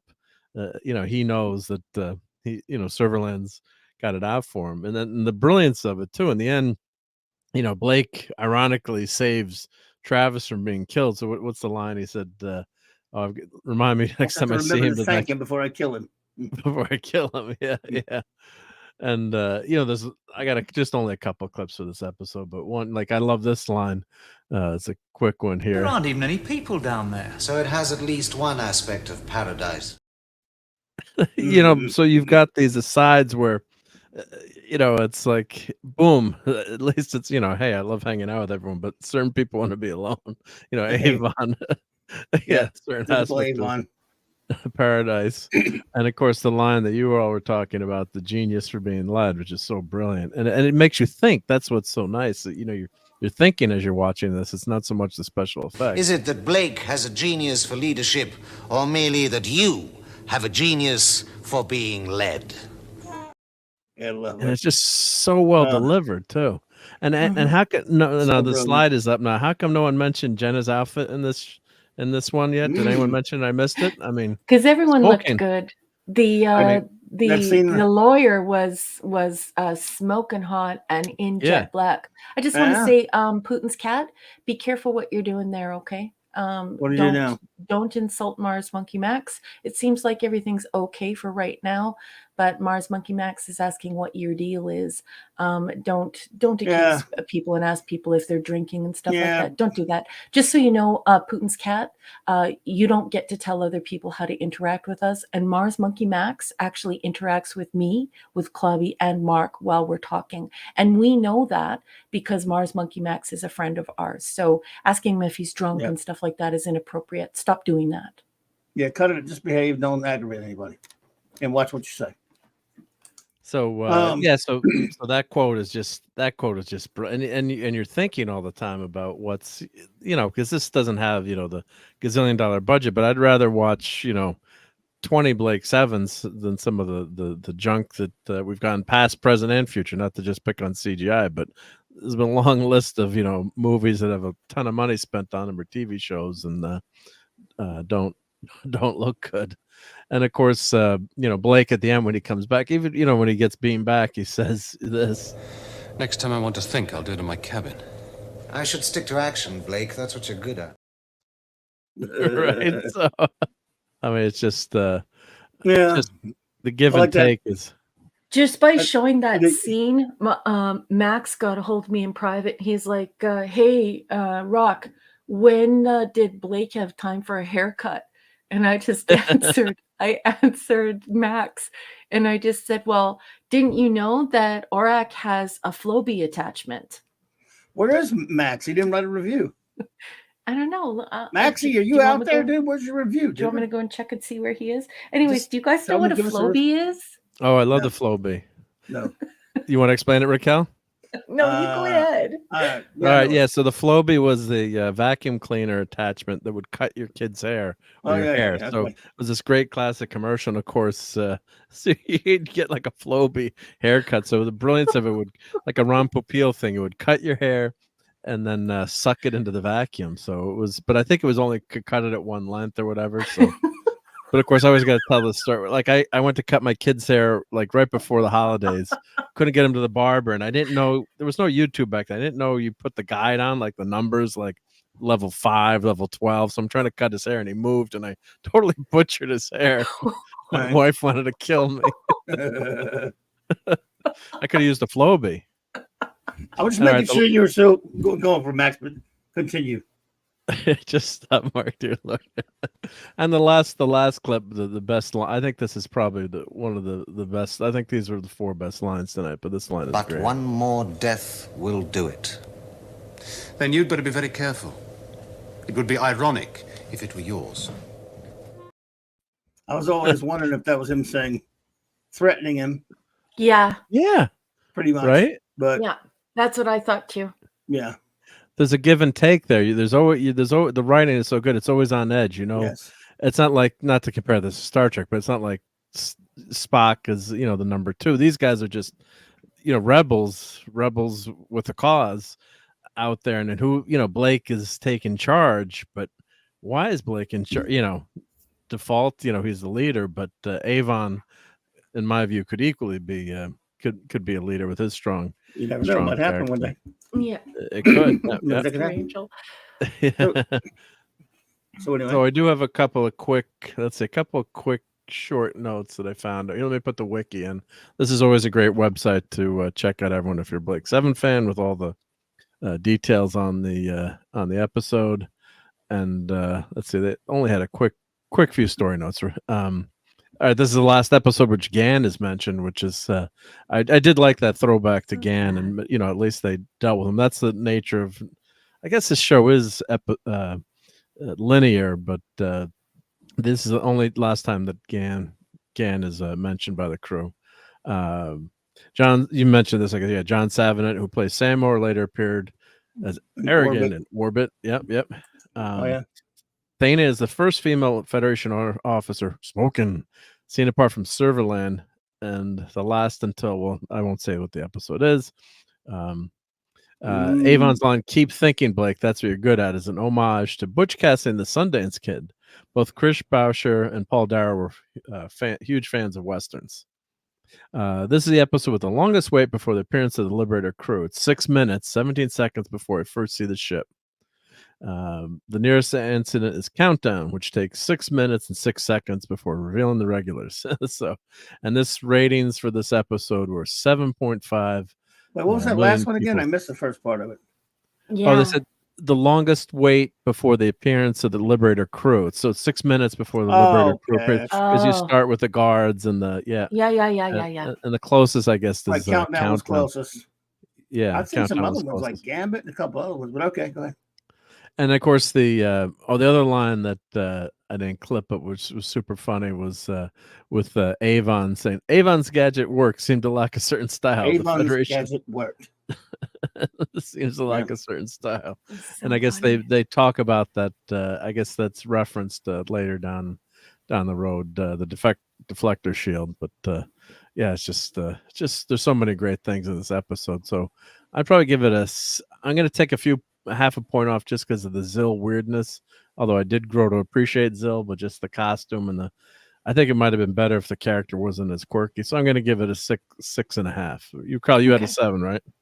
Yeah, I just think that it's just, even if Zill sticks her tongue out, that's the only thing I don't like about this episode, is that she does that weird thing with her tongue, but it's pretty much perfect other than that for me for TV sci-fi.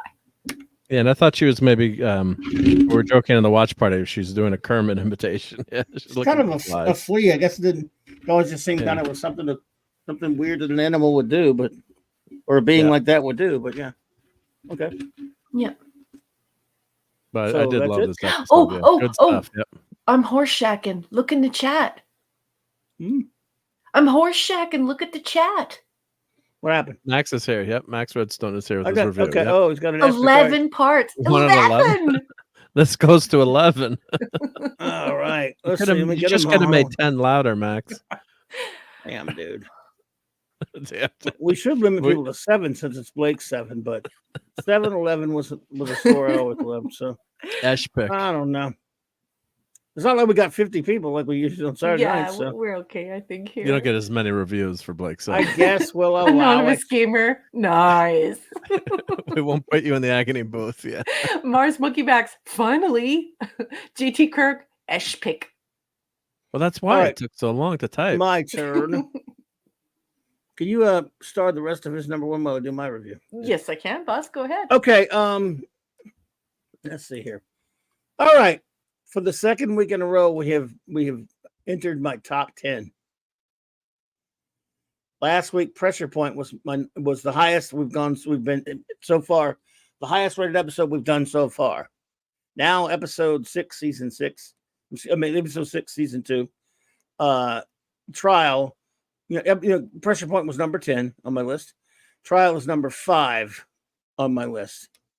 I absolutely adore this episode for all the episode reasons I and you both mentioned. I think it's perfection. For me, it is nothing, including little tongue wagging thing, which I think was just sort of something it didn't bother me. I figured it was just something that she probably the actress just thought it'd be like an idiosyncratic thing that a twitch or something that an animal would do. So I didn't really bother me, but nothing bothered me in the episode. I thought it does so much. They get so much out of this episode. It's mind-boggling to me in terms of you. If you've been following the show up to this point and you're enjoying it, but still you had questions or things you know, and you thought maybe the Federation was just the evil empire from Star Wars, which would be perfectly fine. I love Star Wars. It's so much more complicated than that. And these people are so much, for example, the opening scene that Mark referred to with Parr and the other trooper, they're having this conversation.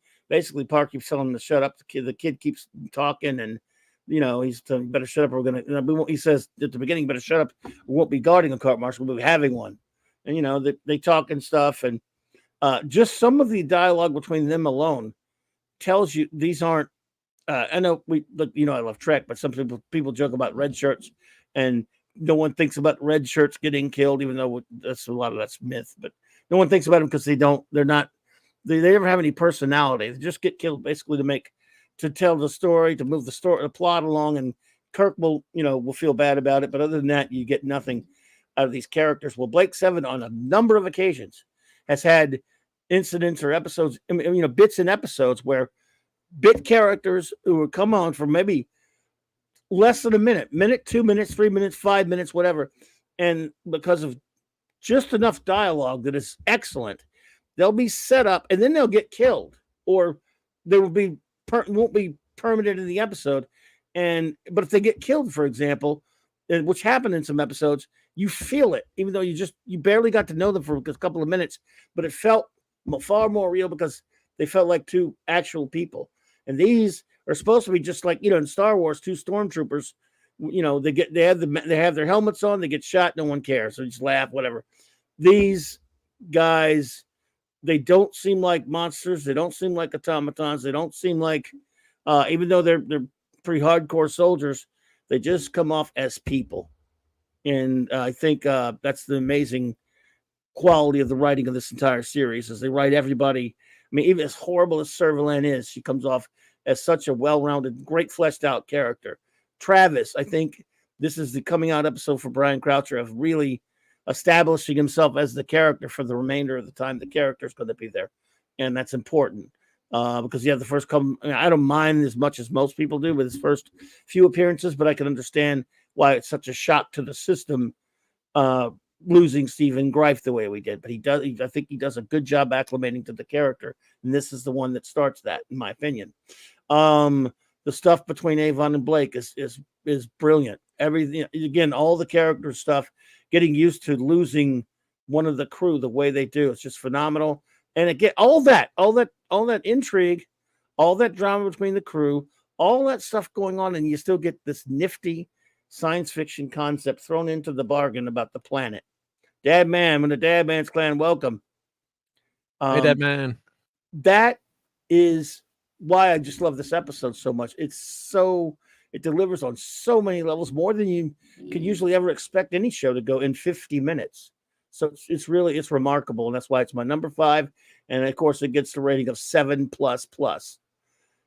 So that is my rating. Awesome. It's good stuff, isn't it? Love it. Love it. And so now we could read some reviews of our friends. Let's see. Up in here. Ravenscroft, my friend, says he gives it 6 Avons. Let's see. Croucher finally grows into Travis with a tough portrait of a soldier likely turned sadist by a system that now rejects him. Interesting. He's still brutal and a villain, but we see his place in a large picture and the hypocrisy of his master. Mm-hmm. Contrary to most, I liked Zill and what they represent and how it related to Blake. Mm-hmm. Gotcha. A missed chance to delve more into Blake's mind though via flashbacks or memories. This works well for Avon later. On ship dialogue and debate is crisp. Yeah. Love it. Agree. Avon tasks the others to justify their belief in Blake, while Mhm. never explaining or acknowledging his own, of course. He's particularly cruel to Blake here, and Blake's reply is equally chilling. Yes, the war between Blake and Avon escalates. The pressure is getting to them both as the drama speeds down its inevitable track. But a great shot of Blake and Avon laughing together at Villa. That was really amazing because it even has a laugh at the end. Avon's gadget, but to do all this incredibly deep, fascinating drama in this episode and then to end on a laugh note just adds to the show to me. Reminds me of Star Trek. Yes. Yep, I was going to say that. Yep. Yes. Star Trek ending. Mhm. And Larry gives it 1, 2, 3, 4, 5, 6, 7 Avons. Hey, Larry! Larry. A man so nice you should say his name twice, perhaps thrice. Larry! I love you. Ravenscroft also wrote something later. It said, I read that Nation wanted to off Villa, wasn't happy with Keating, but Boucher descended and audiences polled Gann last. Okay, that was talking about, yeah, kind of more relevant to last week, but I understand you. Yes, and I'm glad that happens. As much as I love Gann, you can't have Blake 7 without Villa. He's almost as important. He's at least in third place of importance because you need him. He's so crucial to where he bounced off of Avon in particular. So, and you need to get in. You need someone to get into locks and stuff. He was a great crutch for that. You know what I mean? Mr. Angel, the chef, says A+. One of my personal fave episodes. Blake's guilt tripping, angry Avon, great writing, cool set, a living planet. The episode made a deep impression on me as a kid. Oh, yeah. Excellent. I was reading your other comments too, and I didn't want to interrupt the guys while they were talking. So it's unfortunate because I would have loved to have responded to everything you said. And I loved all your comments tonight, Chef. Thank you so much. Well, anytime you want to star me, feel free. Okay. All right. So, Mr. Ash is here.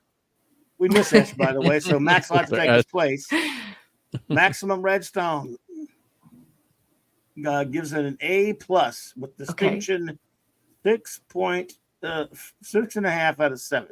Okay. Bobby has this number 4. Actually, I had switched it to 5 a while back, but it's still, I got it at 5. How dare you? I'm sorry, I didn't clear it with you. Not allowed to do that. Shin But kicks. It was only one. It was only a switch that I did a while back. That was, Hang your head in shame, Captain. Look, 4 or 5 are the same. I mean, there's no difference between the rating. Almost no. Sorry, Max. On my scale, this used to be in a 7-way tie for 5. Whoa. Okay. I've been inspired to begin my re-ranking. This is now in a 3-way tie for number 3. Ah, Picasso. Wow. Hi, Wait a minute. sweetheart. Hey, Picasso. So good to see you. I'm going to have to throw a penalty flag on Max. I love Max. No way a 3 could be a 6.5. A 3's got to be a 7, dude. I'm sorry. He's tough. I may have to fire you. You may have to be put in I don't know. Agony booth. Agony booth. Yeah, I'm gonna leave you out of the agony booth this once, but I don't know about that, brother. Man, come on, you need to rethink that, right? I mean, seriously, not 3? Oh, wait a minute. How dare you? By the way, a 3-way tie, that's also bogus. I mean, that's 2 penalties now. I'm sorry, Max. I love you, brother. He's giving you the Greta. How dare you? That's it, man. We're gonna have you on. Well, we're gonna wait till we're doing. We already said when we get through reviewing the whole thing, I'm gonna have you on a Wednesday night. It'll be just you and me, partner. All right, so 3 ways, huh? I resemble that remark. Some of Chris Boucher's finest writing. Agreed. Mm-hmm. So many plot lines and trials. First, there is the trial of Travis, which comes of no surprise as Sutherland is done with him. This trial is fascinating. Hang on. We get a peek behind the Iron Curtain of the Federation from the top all the way down to the rank and file. Trooper Parr is a compelling character for his connection to Travis and the massacre. Deedishness, man. There's the trial of Blake, aka Avon's play. Trial of Blake. There's the Trial of Blake, aka Avon's play. I now fast forward past the Blake and Zill. It's delicious seeing Avon is capitalizing on the consequences of Blake's poor decisions. That's my Avon. In short, here we see the strongest contrast in leadership style from Blake to Avon. Blake needs, I think he means Blake needs, loyal followers. Avon doesn't. Bet he does, but he does need, I think it means, but he does need a consensus. For now, he won't get it. Interesting. Yes. Like I said, I now ignore Blake and Zill. It's necessary. Blake needs to think. And the concept of a planetary organism is great science fiction. It's kind of aesthetically unpleasing.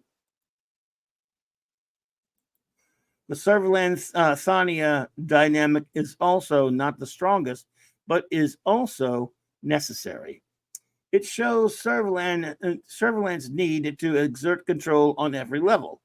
The two scenes of Par, Thania, and the flask are marvelous. Deediousness. We see Par's depth of character, Thania's weakness, and the martini in Travis's holding cell. Check it out. My only suggestion would be to change the trial's opening. Thania's insistence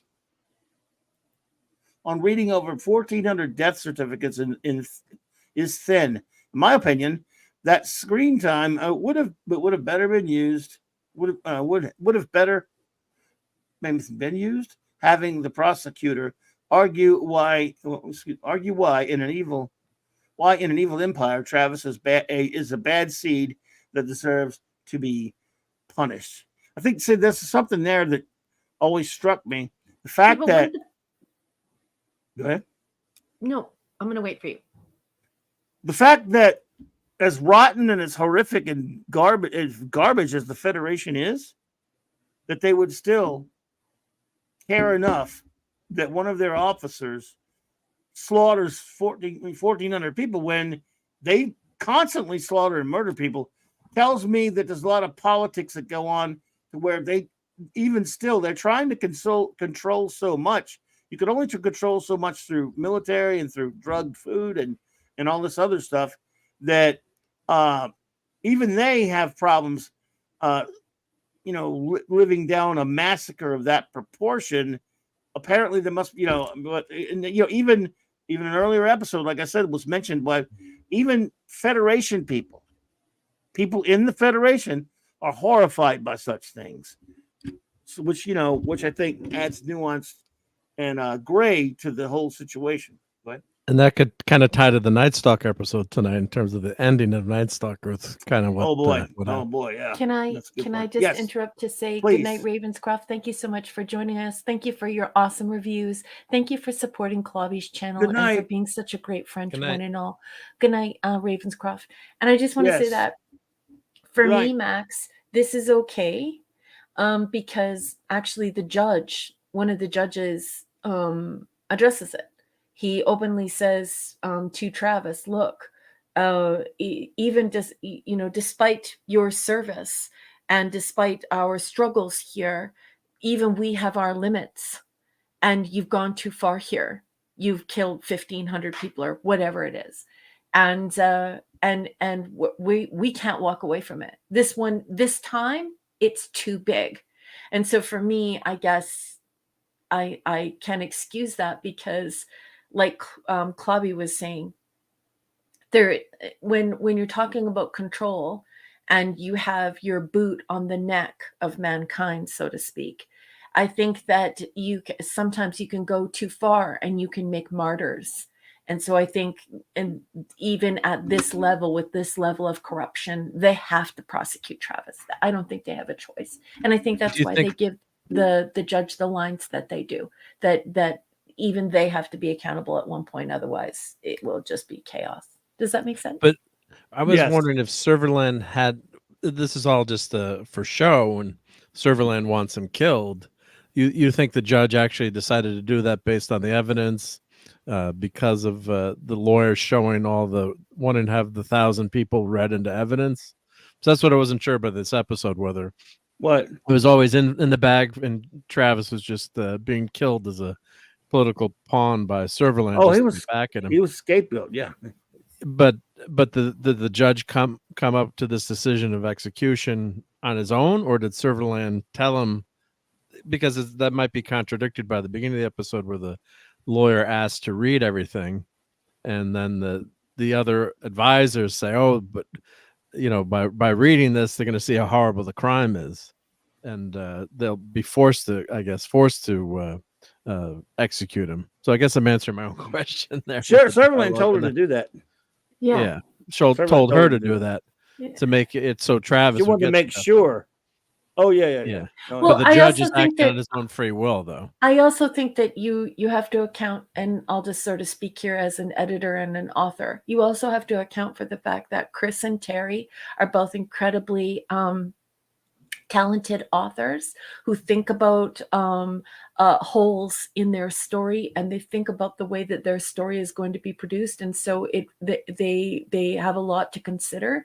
And so I would also like to offer that if I were in the same position, I think I would write that in as dialogue, just simply because if you're in a courtroom and you're in this situation and you're with this advanced technology, you would then need to present the death. You would need to show the faces of those killed. You would need to address the murder, so to speak. And so I think that in writing it in this way, we see it as a mass killing. We see it as like a war crime, but we don't have to worry about it looking fake or poorly written. That the defending attorney. Or that the prosecuting attorney, they don't have this entire digital apparatus. They're not showing on screen the mass murder. Does that make sense? Yeah. Yeah.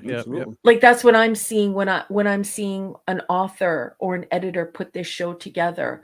I think I would make that same decision. I think I would say something about, okay, well, this was a mass murder.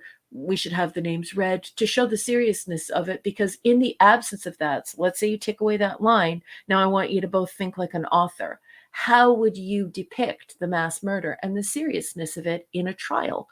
You would either have to begin mid-trial, or you would have to show the killings. And I just think that they weren't going to get involved with that due to the fact that it would mess with whether or not they'd be able to show the episode, how far they'd go with the gore. They'd have to bring in another actor. They'd have to bring in a digital screen, and that would affect how they would portray the advanced technology. So that one line and that one scene, that one part, it ties it all together nicely. And so I think I hate to say it, guys, but I think this might actually be more about authorial technique and making it more believable without having to have a whole big presentation surrounding it. And I hope that makes sense. Well, Max continues. Yeah, I hear you. Max continues, says, Travis taking the little control he has at the trial's close is sublime. He concisely states who he is, what he has done, and why he is not guilty. And Serverland is even more gorgeous angry. The end, order restored. Blake has his groove back and a fresh haircut. Travis is free to hunt his favorite prey. Serverland is free from official criticism. Parr lives, and the host is cleansed. Resist the host, or your oneness will be absorbed. And Larry says, more depth than a billion dollar franchise, was that for sure? Not a review, but some folks have made some comments that I wanted to bring to your attention, and I love that Larry said that, and I think there's one more. Well, yeah, Anonymous Gamer said that's what I miss about a lot of TV shows and movies. Their personalities, their presence, it feels like a real person. Yes. Yeah. Yes. Max has an addendum. He says, Parr, Burkhall, and Montaigne, and even Thania are examples of fine B7 characters we meet at or near the end of their story. I would, seeing Parr and Travis having a drink and I would love, I guess, seeing Parr and Travis having a drink and talking about life. Yeah. Oh, yeah. Well, there's a scene where Parr talks to Thania about you know, she says when he was talking, how he served with him, she says, so basically he was tough but fair, right? He says not often, but fair, not often. No, he wasn't. Then he said no, it wasn't fair. He said, but he never wastes his troopers. You get closer to him not to get you killed. Mhm. And she says, well, that's something. I suppose it goes, Major, when you're up to your chest and slime and lasers, it's everything. So That's there was right. definitely, I liked Parr. He was a good character. So Yeah. Well written, very well written. Yeah. Mm-hmm. And you usually don't get that in another show or movie, just No. that background, No. minor characters. I think I remember talking about that the first time I watched this. I'm like, wow, this is amazing to have that depth on typically a throwaway character, right? Just they're the guardsmen, right? But you get a lot of feel for how they're how what they're living through and what it's like being a soldier and the whole back and forth with Travis. Just really really well done. Just thought it was fantastic and made it seem more well-rounded. Brought the Federation to life, as horrible as it is, but it made it that much more realistic in its terrifying way.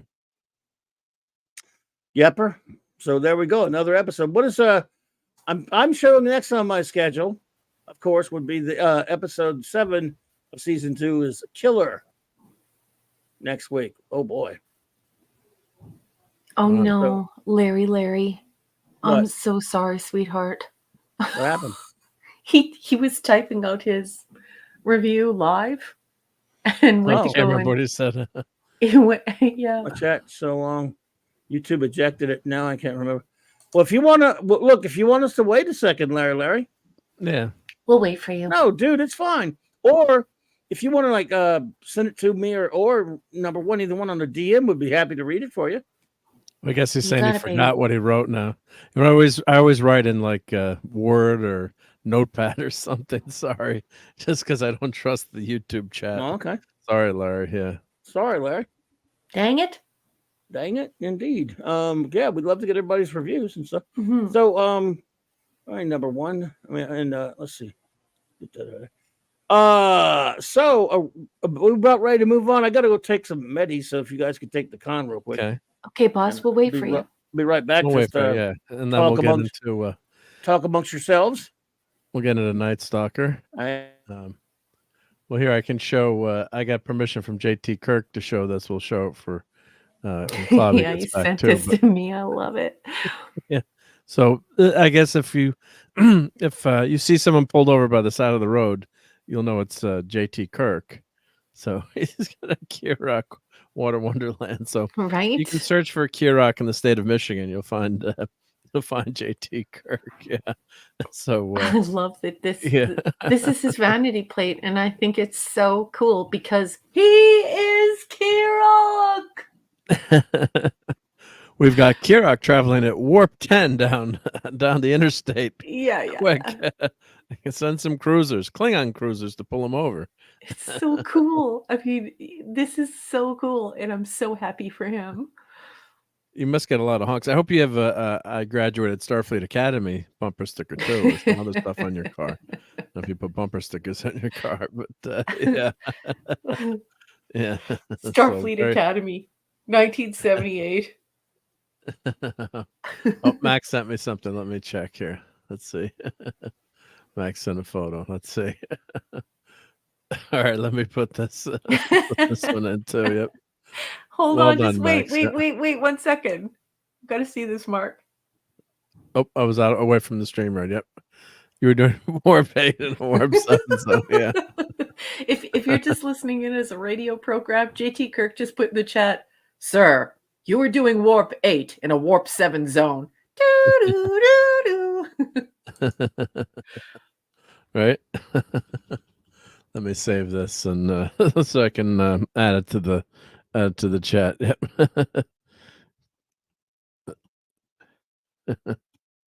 So, Raquel, have you watched Night Stalker before, or is this something that Clobberin Times I'm with not the gonna suggestion? lie.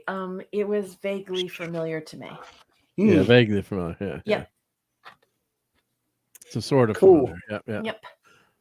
All right. Well, So how do you like that license plate? nice. That's Very JT cool. Kirk's. Yep. It's that for real. real? It's a vanity plate, Clobby, from Oh Michigan. my God. That's a real plate. Nice. JT Kirk did it. Oh, love So it, now bud. we can find them when we go to Michigan. We all know where the CLOBBERIN's going to happen in Michigan. We're just going to find K-Rock. We'll all be hanging out of his car windows, LLAP and people. Wow. Well, you got to have love it. you got to have like honk if you love Star Trek too as a bumper sticker or something. Yeah, yeah. So let me Nice. translate what Max sent me, so I can put that up as a PDF here. Let me bear with me as I do that. Let's see here. You sent me one, but I can't save it from the DMs for some reason. Is it on Twitter or is it on? Yeah. On the Twitch. So can't save it. That's pretty cool, JT. Oh. I can show it, but I can't save it to my computer. Probably sent you the same one. The Avon one or the? Mm-hmm. Yep. You got it? I'm trying to get it by Adobe Photoshop. Just Adobe Acrobat just crashed on me. Now let me see if I can do it. Oh, I can show it. No, I think I got it now. Let's see. Oh yeah, just show it. If you got it, show it. Yep, yep. All right. I believe it's this one. That one? Oh, Don Torpedo, away. Away. Is it this one here? Oh, let me see. No, I was away from the screen. Yep. Oh, okay, we go. Yep, yep. Subbing for years of not getting students killed. Yeah. Oh, yeah.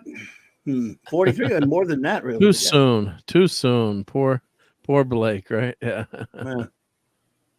Yep. Nice. All right. What about some Good Kolchak stuff. time? Yeah, yeah. Let's let me get. I have actually did a slideshow for that one too. I was. Did you very really? You busy. didn't have to do that. I didn't, but I was watching it, so I said, let me clip it as I'm watching it. Why not? So We appreciate it. Yeah. yeah. So Good night, Mr. Angel. Good night, Chef. Good night, Chef. Thank you for everything. Thank you for being here. Yep. Let me switch over to that. So let's get our. Well, here, let's switch. Actually, Don John, that if you're referring to that license plate, this is actually a reference. Hello there, Oliver Belmonte. Good to see you.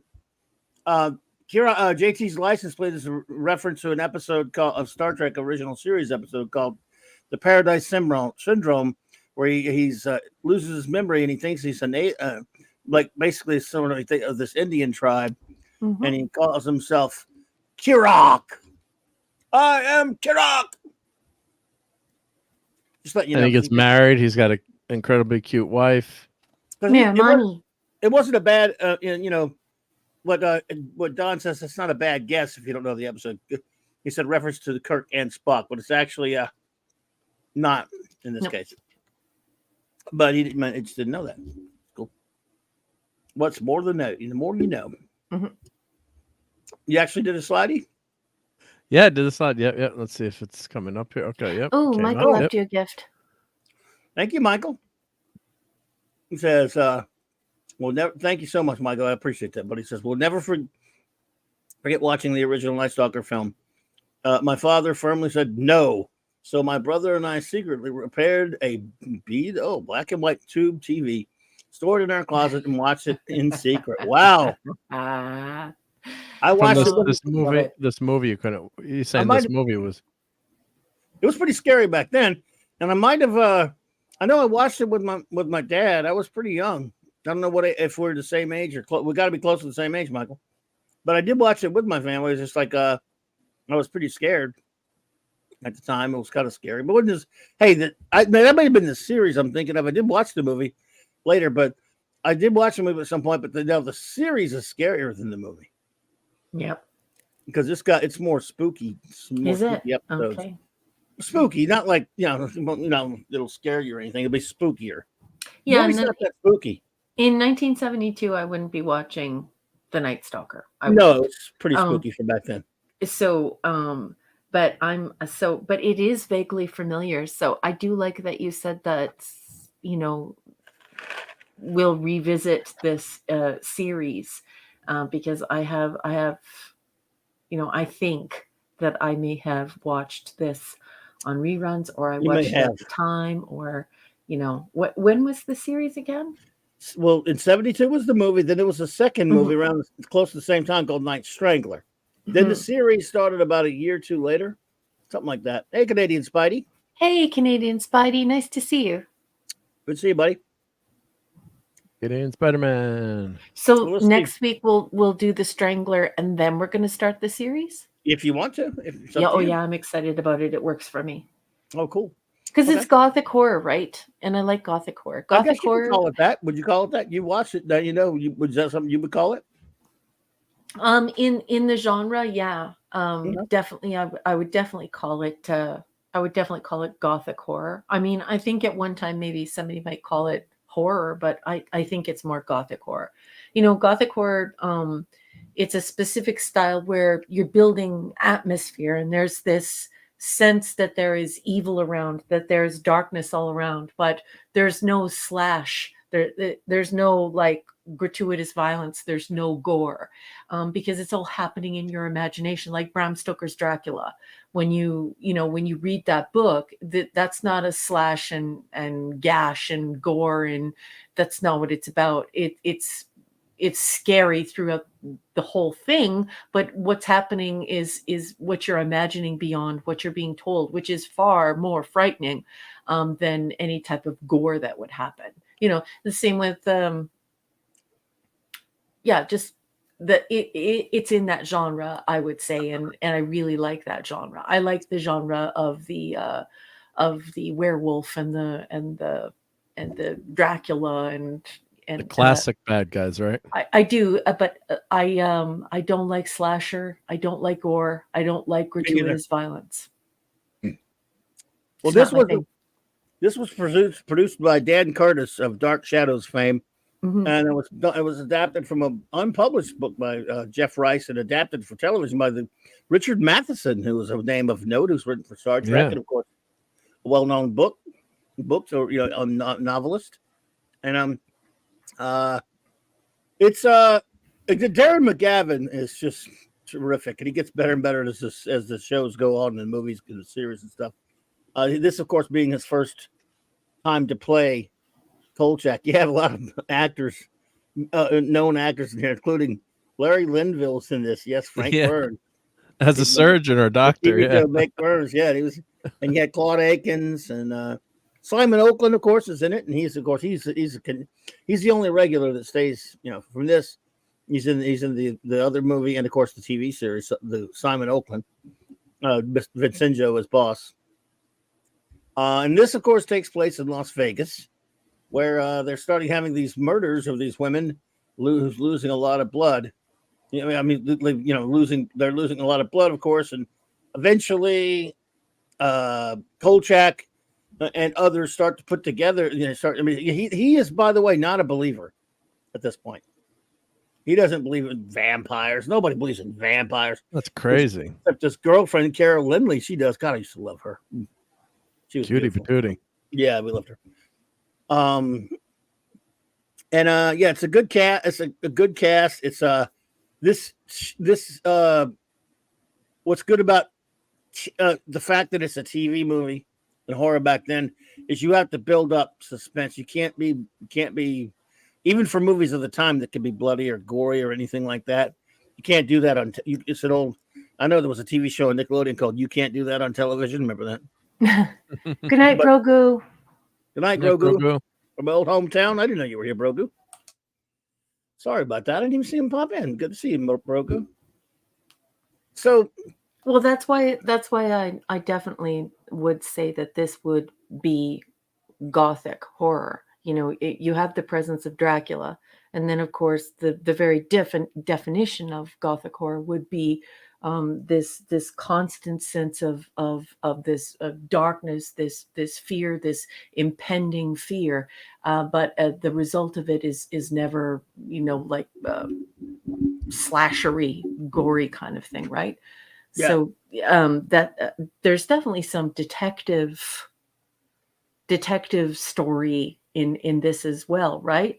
But I don't know, like, one thing that I find really strange about this, because I've never read Anne Rice books, like they've been recommended to me, but it's almost like this was borrowing from the epistolary exchange that you see that you read in Bram Stoker's Dracula and in Mary Shelley's Frankenstein, because of course he's telling this story like Anne Rice tells the Interview with the Vampire, like Mary Shelley's story is told through an exchange of letters, which is what an epistolary exchange is.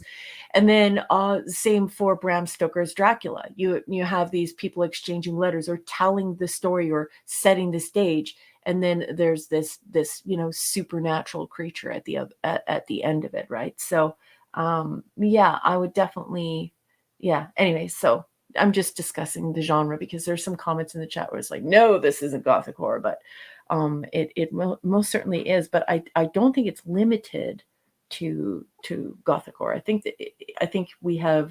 there's some crime drama, crime thriller mixed in there. But I immediately watched this thinking to myself, wow, this borrows a lot from this concept of epistolary exchange that we see, like I said, in Bram Stoker and Mary Shelley and later in I believe the Anne Rice, but I'm no expert on Anne Rice. She's been recommended to me, but it's my understanding that the Interview with the Vampire is the telling of the story of Lestat, right? I think I read the first like 80 pages of the first book and I was like, ooh. Anyway. Michael says Anne Rice lifted shamelessly from Dan Curtis, of course, because I assume you mean Dark Shadows, Michael. She said, I never liked her Lestat crap, says he. So, there you go. And they find another murder victim way out in this sand out here. And when they all walked out to it, it's funny, they said theirs are the only footsteps. In other words, she was thrown all the way out there, which is crazy. And there's Claude Akins playing a jerk sheriff again. Did he always play? Didn't he always play jerk sheriffs? Remember him from BJ and the Bear? And then it was a spinoff. Sheriff Lobo had his own show. BJ McKay and his best friend Bear. Yeah, you know that show. Yeah. BJ McKay and his best friend Bear. Boom, boom. And then hey, is that a Polly's Minion's favorite show? Because she's a trucker. Pauline, what was that? Says, have you ever seen the 70s classic short-lived sci-fi shows like Arc 2? Yes, I have. I own Arc 2. Star Maidens plus 19, the comedy Galaxina. Yes, yes to all those questions. Yes, I have seen them. And Galaxina with Dorothy Stratton, who was on a Buck Rogers episode before she was tragically, horribly murdered. She was a Playboy bunny and stuff. Fun fact, a buddy of mine wrote the Galaxina comic book of the 90s. It was based on that movie. Anyway. So here we go. Kolchak again. He is starting to. Again, he's in Vegas. He was thrown out. He got basically run out of New York. He's such a like a rascally character, you know. And, he's been fired like 8 times as a girlfriend. Yes, that's what she said. Yes. And then she's like, how many times in Boston? Twice. And he's like, no, holds up his finger like 3 or 4 or whatever. Yeah. So he's obviously someone who always goes against the grain, or he rustles feathers big time. And but here he's got some friends. Look at this guy, this FBI guy with his friend, and but actually Vincenzo doesn't like him in this one. He's not really friendly with Simon Oakland that much of this one. But anyway, so he starts investigating the murders, and eventually we find out that it was kind of interesting because I like the fact that somewhere more like halfway along the way, when they start finding out who this guy is, they bring him into this meeting with all these muckety mucks of Vegas, like the town council, whatever the hell they are, the sheriff and the I don't know if the guy was Gordon. The mayor, basically the commissioner, all this kind of stuff. And they find out, they trace this guy's lineage or whatever. This guy's been around, They find his history. They know that he's a murderer, and eventually, there's a big fight with a bunch of cops, and he's throwing them around like rag dolls and stuff. So eventually, it's becoming obvious that this guy's really powerful. And it is Kolchak that starts trying to talk them into the fact that he's a vampire. They're like, "What is wrong with you?" Mm-hmm. Frank Burns first, they say like, pretending to be a vampire, maybe, right? Like at first, they all think maybe he's a nut who thinks he's a vampire, like a freak. Yeah. Yeah, and Frank Burns does back him up, right? Frank Burns backs him up. Yeah. Yes, and I wouldn't discount his theory. Well, because he was Frank Burns, they asked Frank to leave MASH and to do the autopsy, right? Yeah. Yep. So when he's explaining to them the science of the way that this body was drained of blood, he says, well, you can't dismiss it because it's plausible. What you think it's funny? Like you think it's impossible, but what would be another plausible explanation? And of course that something along those lines. And of course that makes the room go silent. And then they realize, oh no, he's encouraging Kolchak. This isn't good. Oh, yeah, Gwag he's has following to leave. the science. Wagner, have a good one, buddy. Well, it has been an Gwags. extremely long day, and I'm starting to fall asleep, not because of the content, but because I've been up since 3 a.m. Hope everyone has a good night. Gwag, I love you, Gwag. Thank you for everything. You are such a good friend to one and all. I appreciate you so much, and I will see you on Saturday night Star Trek. Take care, buddy. Take care, Gwagner. Make sure you put some garlic on your door, though. We've been talking about Yeah, vampires. before you go to bed, I want you to grab some garlic, rub it all over your neck. Well, that's why an Italian will never get bit. My favorite bit in here was when they all stood up and said, Frank Burns eats worms. So anyway, yeah, Kolchak's starting to become a believer as the episode, especially when he sees the fight, right? Yep. Yeah. And his girlfriend helps him. They shot him. Along too. Yeah, she's also trying. She believes, yeah. And they shot him. Yeah. They shot him doesn't go a down bunch of times. And yeah, so on that wall. Yes. And he just goes over the wall too. So he not kind of only like a superhero, and so or super villain, I should say. Yeah, and they shoot him many times, and then, like Clobby said, that's when Kolchak starts to go, okay.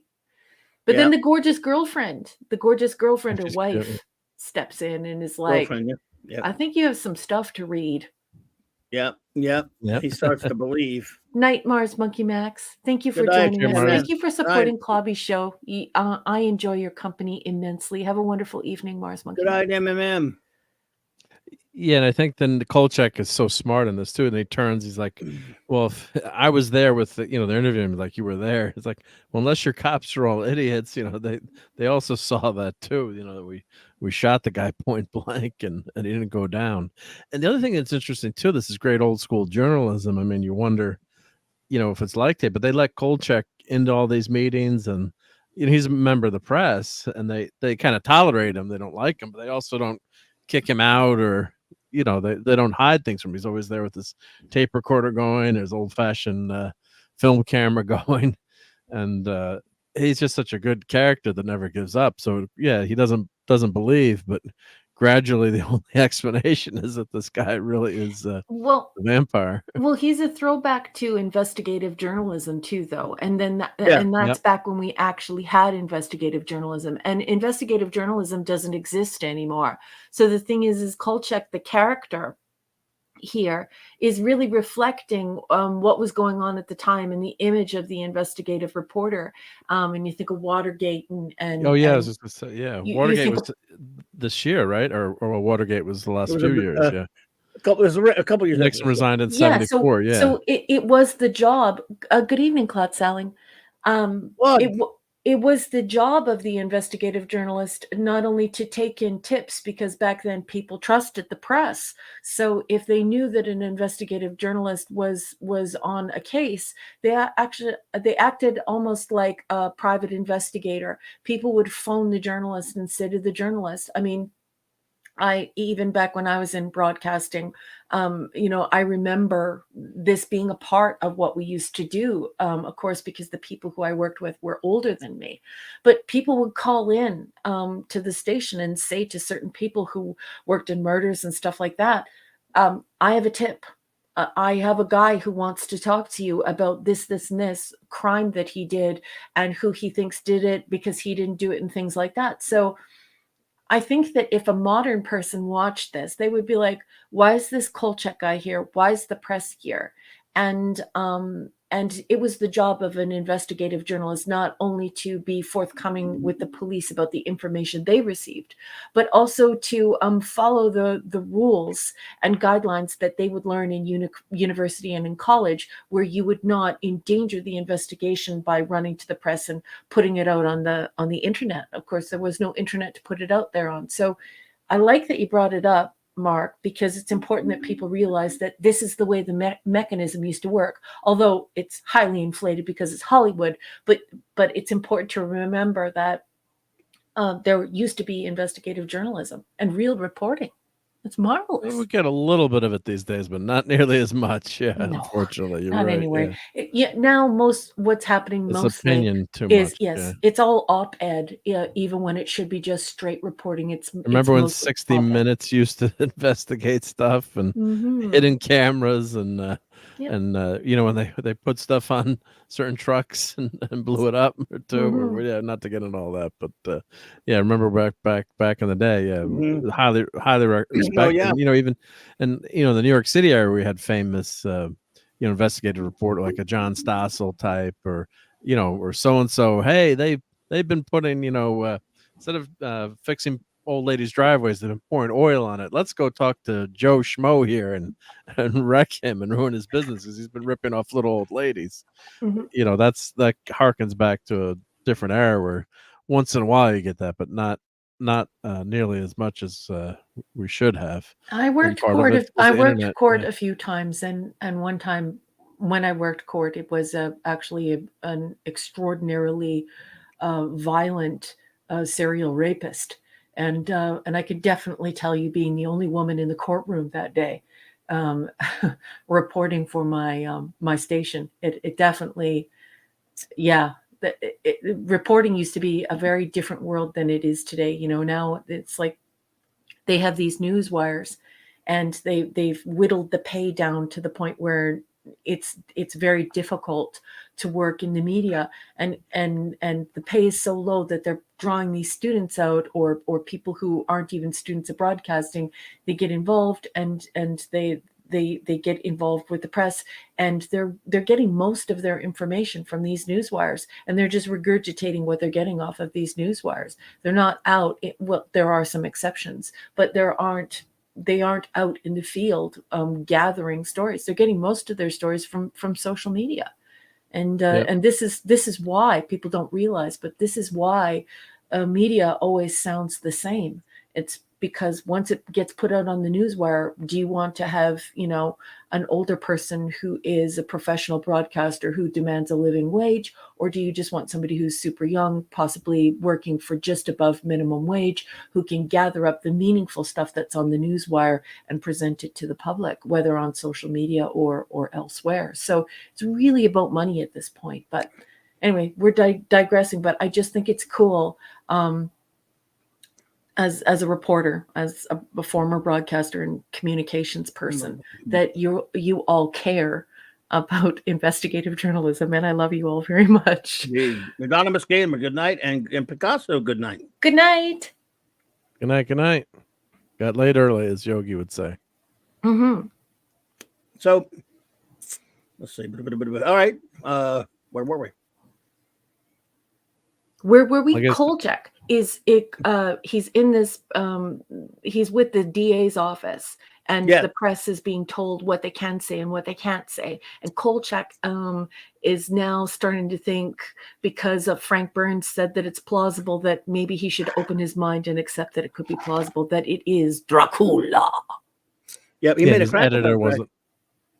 Yeah, No, and go his editor well, I was just say his editor doesn't want to put the story in. He's like, right No. here, he's like, you're crazy, and then they also don't want the people in Vegas to go nuts or get unglued, as the clip says, and also would hurt business, right?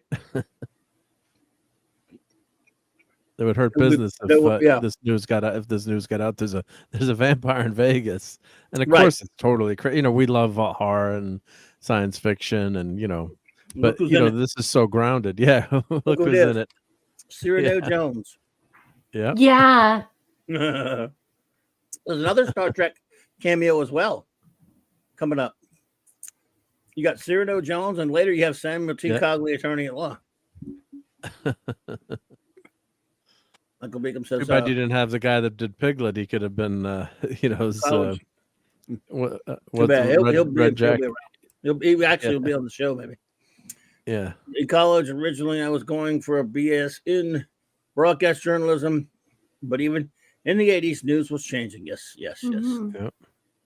Max said, I remember when Dateline had Steve McQueen drive a Ford Econoline van full of dynamite through a flamethrower convention. Through a flamethrowers convention, so dangerous gas-powered vehicles really were. Yeah, that's what they got in trouble. They got in trouble now. When they were trying to show how dangerous a vehicle was, and they got caught putting explosives on the vehicle. Yeah. So anyway, Carol Lindley, yes. Oh my, wowzers! So it was good to be Carl Karchak in this episode. You know who he know? A side note: he was married to an actress who did a guest star on Star Trek. The beautiful lady from A Wink of an Eye. Wow. Yeah. So he was a lucky guy. Wowzers, yeah. Yeah. So she could wink my eye any day. Homina. So we have another murder coming up, I believe, or another. Yep. Actually, there was an attack. There's an attack at one point where the woman lets her dog out, and oh man, that was scary. Night, Max. Thank you for being here. Night, Max. That's where less is more sometimes, because you just hear him take out the dog, right? And hear the whimper. It's bad enough, you know it. You don't want to see it. And, you don't have to see the dog getting killed. And in Gothic horror, that sense of that sense of fear, that sense that evil is around. Foreboding. Yes. That's see, this is what I mean. That's why Gothic horror is so beautiful, is when it's at its best, you don't need the gore. It happens in your head. Do you know what I mean? And weren't you like, get back in the car, drive away, go. Yeah. Get out of there. Yeah. She thought the dog was going to take the guy out. And it was with a big Doberman Pinscher or some big dog. It was a Doberman. It was Adobe. And I would like to say, as Adobe owner, that dog would slay. Yeah, if it was a normal man, it would have. Yeah, because you're like, oh, this is gonna be a great scene. It's like either that or Charles Bronson's coming into the back seat with the 357 to save, the poor lady, and then you're like, oh my God, he really is a vampire, because as you're watching this, you don't know that he's a vampire, right? You think he's just a crazy guy, and then you're discovering all this through Kolchak's eyes, which makes it even more terrifying. They don't show you like a back scene or like a scene where the vampire is coming with his casket, and that you think, oh, this just got to be a crazy guy. Now, of course, we all know the series; it's from the 70s. So, but when this first debuted, as a TV movie in '74, you didn't know what was going to happen, right? You didn't know that was real. It could have just been a crazy nut pretending to be a vampire killer. Yeah, and you were definitely watching this at night. Yeah. And you could have been watching it on like a gigantic black and white TV. But the thing that I love are all of the signals from like my childhood that make me feel so happy. Like remember when blood was held in glass? Oh yeah. Do you remember when blood was in glass? Blood isn't in glass anymore. Now it's in the plastic bags. So it's just funny. It goes into the fridge and all the blood, plasma, they're all in like jugs. It's just so funny. Glass. Well, it makes a much scarier presentation. Yeah.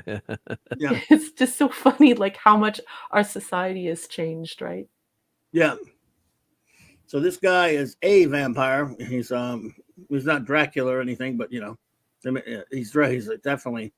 Again, it's funny. They found out as an earlier scene where they find out, they know who he is and where he's from and all these different places he's been. He's 70, right? They say he's 70 years old or something. Yeah. So he was born around the turn of the century. He certainly doesn't look like it, obviously. So, we're getting closer to where they're starting to. Kolchak's starting to believe, but others are not. Michael says, watching this at night in a back bedroom with a blanket covered TV with sound low. The only thing scarier than the vampire was any sound in the hallway. There you go, Michael. Exactly. Yep. And then you have the fight with the cops. Yeah. And he's just, they're no match for him. That was well done too. I mean, the fight, we always, there's no expensive special effects in this, and it's all practical. And but you don't need it if you have fear and haunting. No, yeah, the minute exactly. that you bring in gothic horror, you bring in the entire atmosphere of that fear and haunting, and that like is Fright Night. It's enough. It's enough. You want to know why? Because our imaginations are so wild. It's exactly like Michael Beacom just said. What was in his hallway? This is how you know it works. Because what could have possibly been in the hallway, which was nothing, was scarier than what he was watching on TV. This is why I love gothic horror so much. Anyway. I love Kolchak. He's like just watching them fight, taking pictures. Says, "It ain't my job to fight the sucker." And yet, what does he do later? Might have been mom or dad, he says. So, Michael. Another thing that's fun about watching these old shows on the side note is looking at all the cars. Yes. Every one of these cars, my dad had them on his car lot at one point or another. I love looking at old cars. That's why I love going back and watching Rockford or Mannix or, whatever show from back then. Cars had character back then. Look at them. And look at the nurses. A 67 Mustang. The nurses look like nurses. Yes. Yes, they do. Oliver says, Raquel, which of Gene Roddenberry's original sci-fi concepts deserves a second chance to be given rebirth? The Quester tapes, Planet Earth, Genesis 2, or Spectre? I favor the Quester tapes. I think I'd agree with you on that one, Oliver. What do you think? Oliver, I love all of them, but I don't want to see any of them reborn because I think right now people are too focused on the transgressive nature of these shows or their their purported transgressions. And so I think that even when they say that it's always reformation. Even when they say they're going to show fidelity, it's always reformative. Every single time there seems to be some level of admonishment or some type of change. So, the Quester tapes are absolutely gorgeous. Planet Earth is just beyond the beyonds. I absolutely love Planet Earth. Genesis 2, Spectre, I don't know. Planet Earth and Genesis 2 really are my two favorites. But I mean, it's really what are you doing? It's like the Quester tapes is a supermodel. So is Planet Earth. So is Genesis 2. So is Spectre. So what are we talking about here? 4 supermodels? Yeah. So, but I just hope they don't touch them. I hope they don't go near them because I think no. Yeah, I just think that they would find some sort of reformation and they would say, well, it's through a modern lens, and then of course just ruin it because then all of the focus becomes on this reformation, these transgressions of these older. It's presentism, and it will come alive and ruin it, and I don't want that to happen. The only thing that would work for me is if someone who really loved and respected the material, took the Quester tapes and made it a period piece and didn't make it present, didn't allow presentism to get into it. It might be kind of fun to see that a period piece of the 70s when it was set, but they'll never happen anyway. Like total throwback. Yeah. Yep. Then if we're going with what Clobby said, then I'm going to choose Planet Earth. if we go with Clobby's plan, Oliver Belamonte, and I just want to say, Oliver Belamonte, thank you for coming here each and every week and being such a great conversationalist and always posing these super intelligent, fun, cool questions. But if we're following Clobby's rules, Oliver, I would choose Planet Earth because I think Planet Earth fits the best into that idea. You know, It takes that place in the future, though, but still, you can make it retro. yes, but you could make it totally retro because just leave it the way that it is. If we could leave it the way that it is, then it's like, and follow Clobby's rules, it's got to be Planet Earth. There you go. There you go. Let's see here. I think was it Genesis 2 was first. Then Planet Earth was the sequel. They just changed actors. So yeah. So anyway, all right. Have you seen those, Mark? They're pretty cool. I've seen which one have I seen? I've seen the Quester tapes. Yep. Cool. I gotta watch the other ones. Yep. I found them. I got them. Yep. You should watch Genesis 2. It's pretty cool. So and where are we? Burnham. Burnham? Yeah. Burnham, Mark, for sure. Will do. Yep. Yeah, Burnham. You know, it's getting harder and harder. Like now we're actually at a point where I think they've overwritten the Wikipedia article for Genesis 2 and for Planet Earth. And I think for Planet Earth, it's that David Attenborough series now. And for Genesis 2, it's is it the Biosphere Project? I forget. But it's getting harder to even find it. So if you have it, you're a lucky dog, especially if the res is like above 320 and you need to burn it. I think they put them on the Warner Archives, or at least I know Quester tape for sure. Yeah. So anyway, here he is. He's on Starbase. I think Starbase, whichever it was, 19. I'm meeting Samuel Togley, attorney at law, who's gotten out of law. Now he the crew of Blake 7's going to show up, right? To what was the episode? Mirage, yeah. So yeah, that's Samuel T. Cogley, and he's got him go searching for information on houses. He wants to find a house with the guy. Okay, Warner Archives has them all except for Spectre. Thank you, Mike. I know because a buddy of mine has those. So. Oh, and it's also implied. I was reading that Kolchak girlfriend was actually a lady of the evening, but they didn't let that stand on the TV show. That's why at the end when they say the book undesirable element, had to leave. So she's actually a lady of the evening, shall we say? Well, that's not very nice. She's hotter than heck. I wanted her to stay the way she was. Well, I would want her. You would if. Well, she works at a casino late in the evening. Yeah, the lady of the evening working casino might be hotter than heck. Yeah. Yeah. So in the book, she's a lady of the evening. Hey. Yeah, which was unpublished. Yep. Maybe it was unpublished. Implied, highly implied. Okay. It was published later, but I mean, you know what I mean. Because lots of ladies work at the casino, but they're not ladies of the evening. Right. Yeah. So I was reading about this before we did the review, and the book, a typical story, they couldn't get the book published, or the author wrote he had an unpublished novel. It's Jeff Rice. I'm guessing it's not a relation to Anne Rice. The Kolchak papers, aka the Kolchak tapes. I always wanted to write a vampire story, but more because I wanted to write something involved Las Vegas. So he couldn't find a publisher, but then an agent read it and it's, this will make a great movie. So they renamed the novel The Night Stalker, and it wasn't published until the TV movie aired.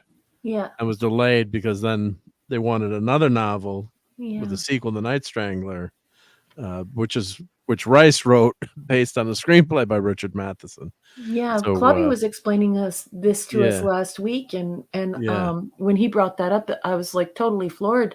I think that's so cool. Like when Clobby said that, I went and I had just a glance. It's not like I memorized it, but like the dates and stuff. But it seems as though there was a reason for Clobby to tell everyone that they needed to go and verify the information because, to see if his memory served him correctly.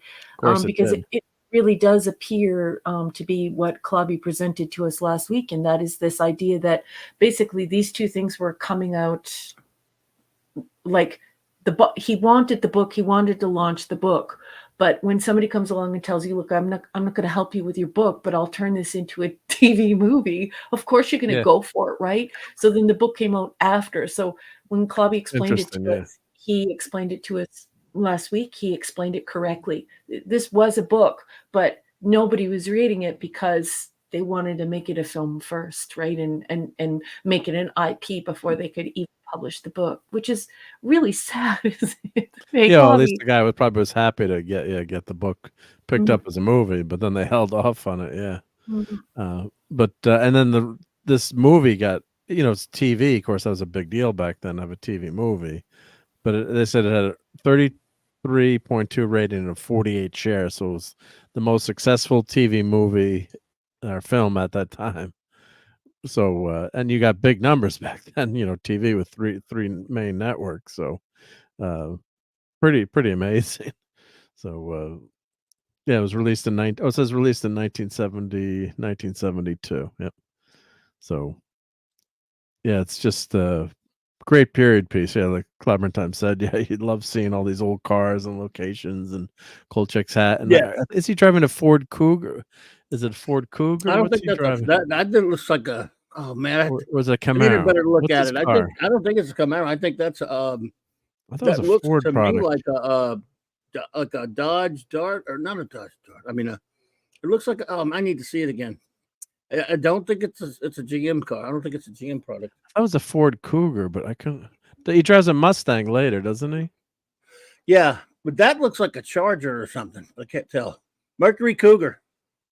Mercury is Mercury is a Cougar. Yeah, I don't think that might be a Cougar, but Ford makes Mercury. Yeah, because it's basically the same car as a. Well, there's a car. Let's see. But he had this blue 68 Chevy Camaro 327 convertible. They're saying it's a 68 Chevy Camaro convertible 327. It might be. Camaros were pretty old. We'll go back a ways. It's Camaro, says Michael. Okay. Okay. Right. There you go. Yeah, we love cars, right? We love our cars. Yeah, I love those old cars. That becomes a character in the show. But I love the way he drove it too. Michael he's says it's all Camaro. around town. Yep. Anyway, look a little Ford. I mean, what do I know? JT Kirk's the GM guy, said, "Thank goodness it's a Camaro." Yeah, but he drives a Mustang later.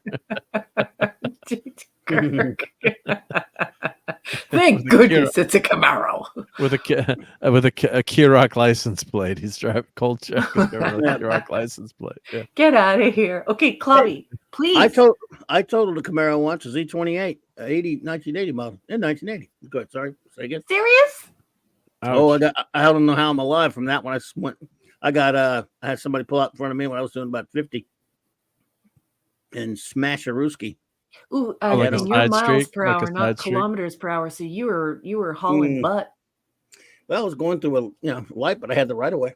So pull up in front of me, somebody ran a red light. Wacko! I was God. 1980. It was 81 or 82. It was an 81 Z28. Beautiful car. So you weren't wearing a seatbelt because no one was back then. We didn't wear seatbelts back then. No. What I did though is I locked my arms up when I hit the brakes. And they were locked so hard because I was a big boy, but I was still normal human size. Not like I am today. It was regular, and my knees, everything smashed up the dashboard, the bottom of the dash. My head busted the windshield. My arms never unlocked, and I bent the steering wheel all the way down. And most people would have broken their arms. You broke because you're the thing. You broke the steering wheel. It's because he's made of rocks. I bent it. No, I bent it. These were steel. Yeah. It was a steel steering wheel. I don't know how. I mean, when I was walking out, when I walked out, my knees were all busted up, but I didn't break my legs or anything. But I could walk. It was around 82. It wasn't an IROC. It was a normal. I don't think it was IROC. I don't think they had IROC at that point, but it was it was a Z though. Yep. Anyway, you mean a Z? Yes, it was we called them Z28. We didn't call them Z28.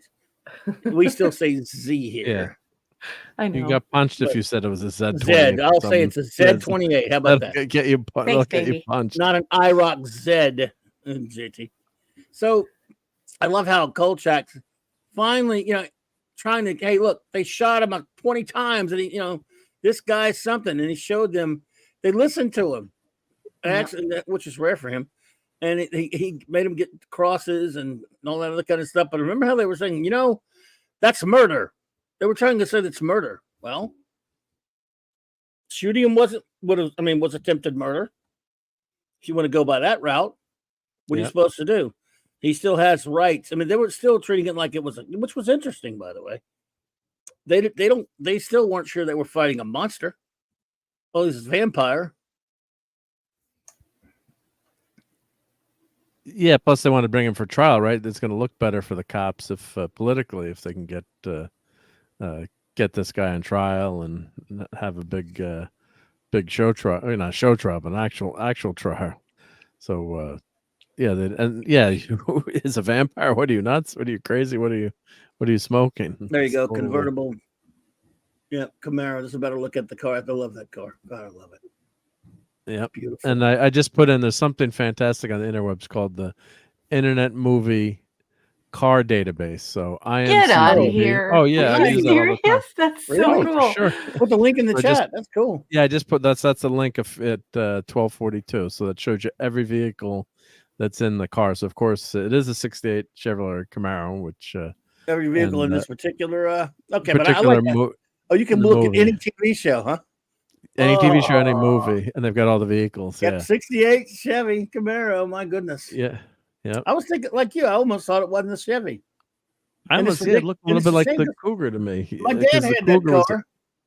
Yeah, good. But I was gonna say no, but the Camaro was very close to the Mustang when it came out too. I mean, it was a copy of the Mustang. Sorry, JT, it was a copy of the Mustang. Back later, TV shows would use like one company for their cars, but they've got Dodges, they've got AMCs, they've got Chevys, they've got Fiat, they've got them all. They've got them all mixed up in this, and Fords, just in this one movie. Anyway, sorry about all that. Go ahead. That was fun though. No, yeah, no, it's fun to look at this stuff. Yep, Rockford drove the coolest car on television, the Firebird, the gold Firebird. Yeah, if you look at hello. Son Lee. Hello, Son Lee. Hello, Son Lee. He said, "Fancy, fancy people sweetheart? say it's dead." Yeah. What car Fancy, Columbo? schmancy Yeah, what was that Columbo drove? Did he drive a? I don't remember now. I have to see it. I'll look in the Internet Movie Car Database. They'll tell you. Look at that. Follow that link. You can find out. But anyway, let's continue. Can find out. Well, I was going to say too, the Sahara sign. I love it. It says Johnny Carson with Doc Severinsen now performing. May I please ask a question? Yes. Ezra Goldstein wants to know what car Columbo drove. I'd have to check. I don't remember exactly. To be honest, that is a great question, Ezra Goldstein. And asking a room full of geeks is definitely the way to get that done. Quinn Martin's. Yamalama! Chamalama, what's up, buddy? Beautiful Ford hardware as far as the eye can see for Quinn Martin's The Invaders. Yeah. 70 likely Mercedes. Yep, cool. So anyway. Like what kind of a French car? Like a Peugeot or something? Peugeot. Peugeot. Yeah. Of course, that show was on forever too. So how many years? Wasn't Columbo on with all those? How many movies? French cars did he go through? Hold on, let's look it up. I'm going to look it up because I love Ezra. Let's look up Columbo's car. Look it up. Columbo's a 403 Cabriolet.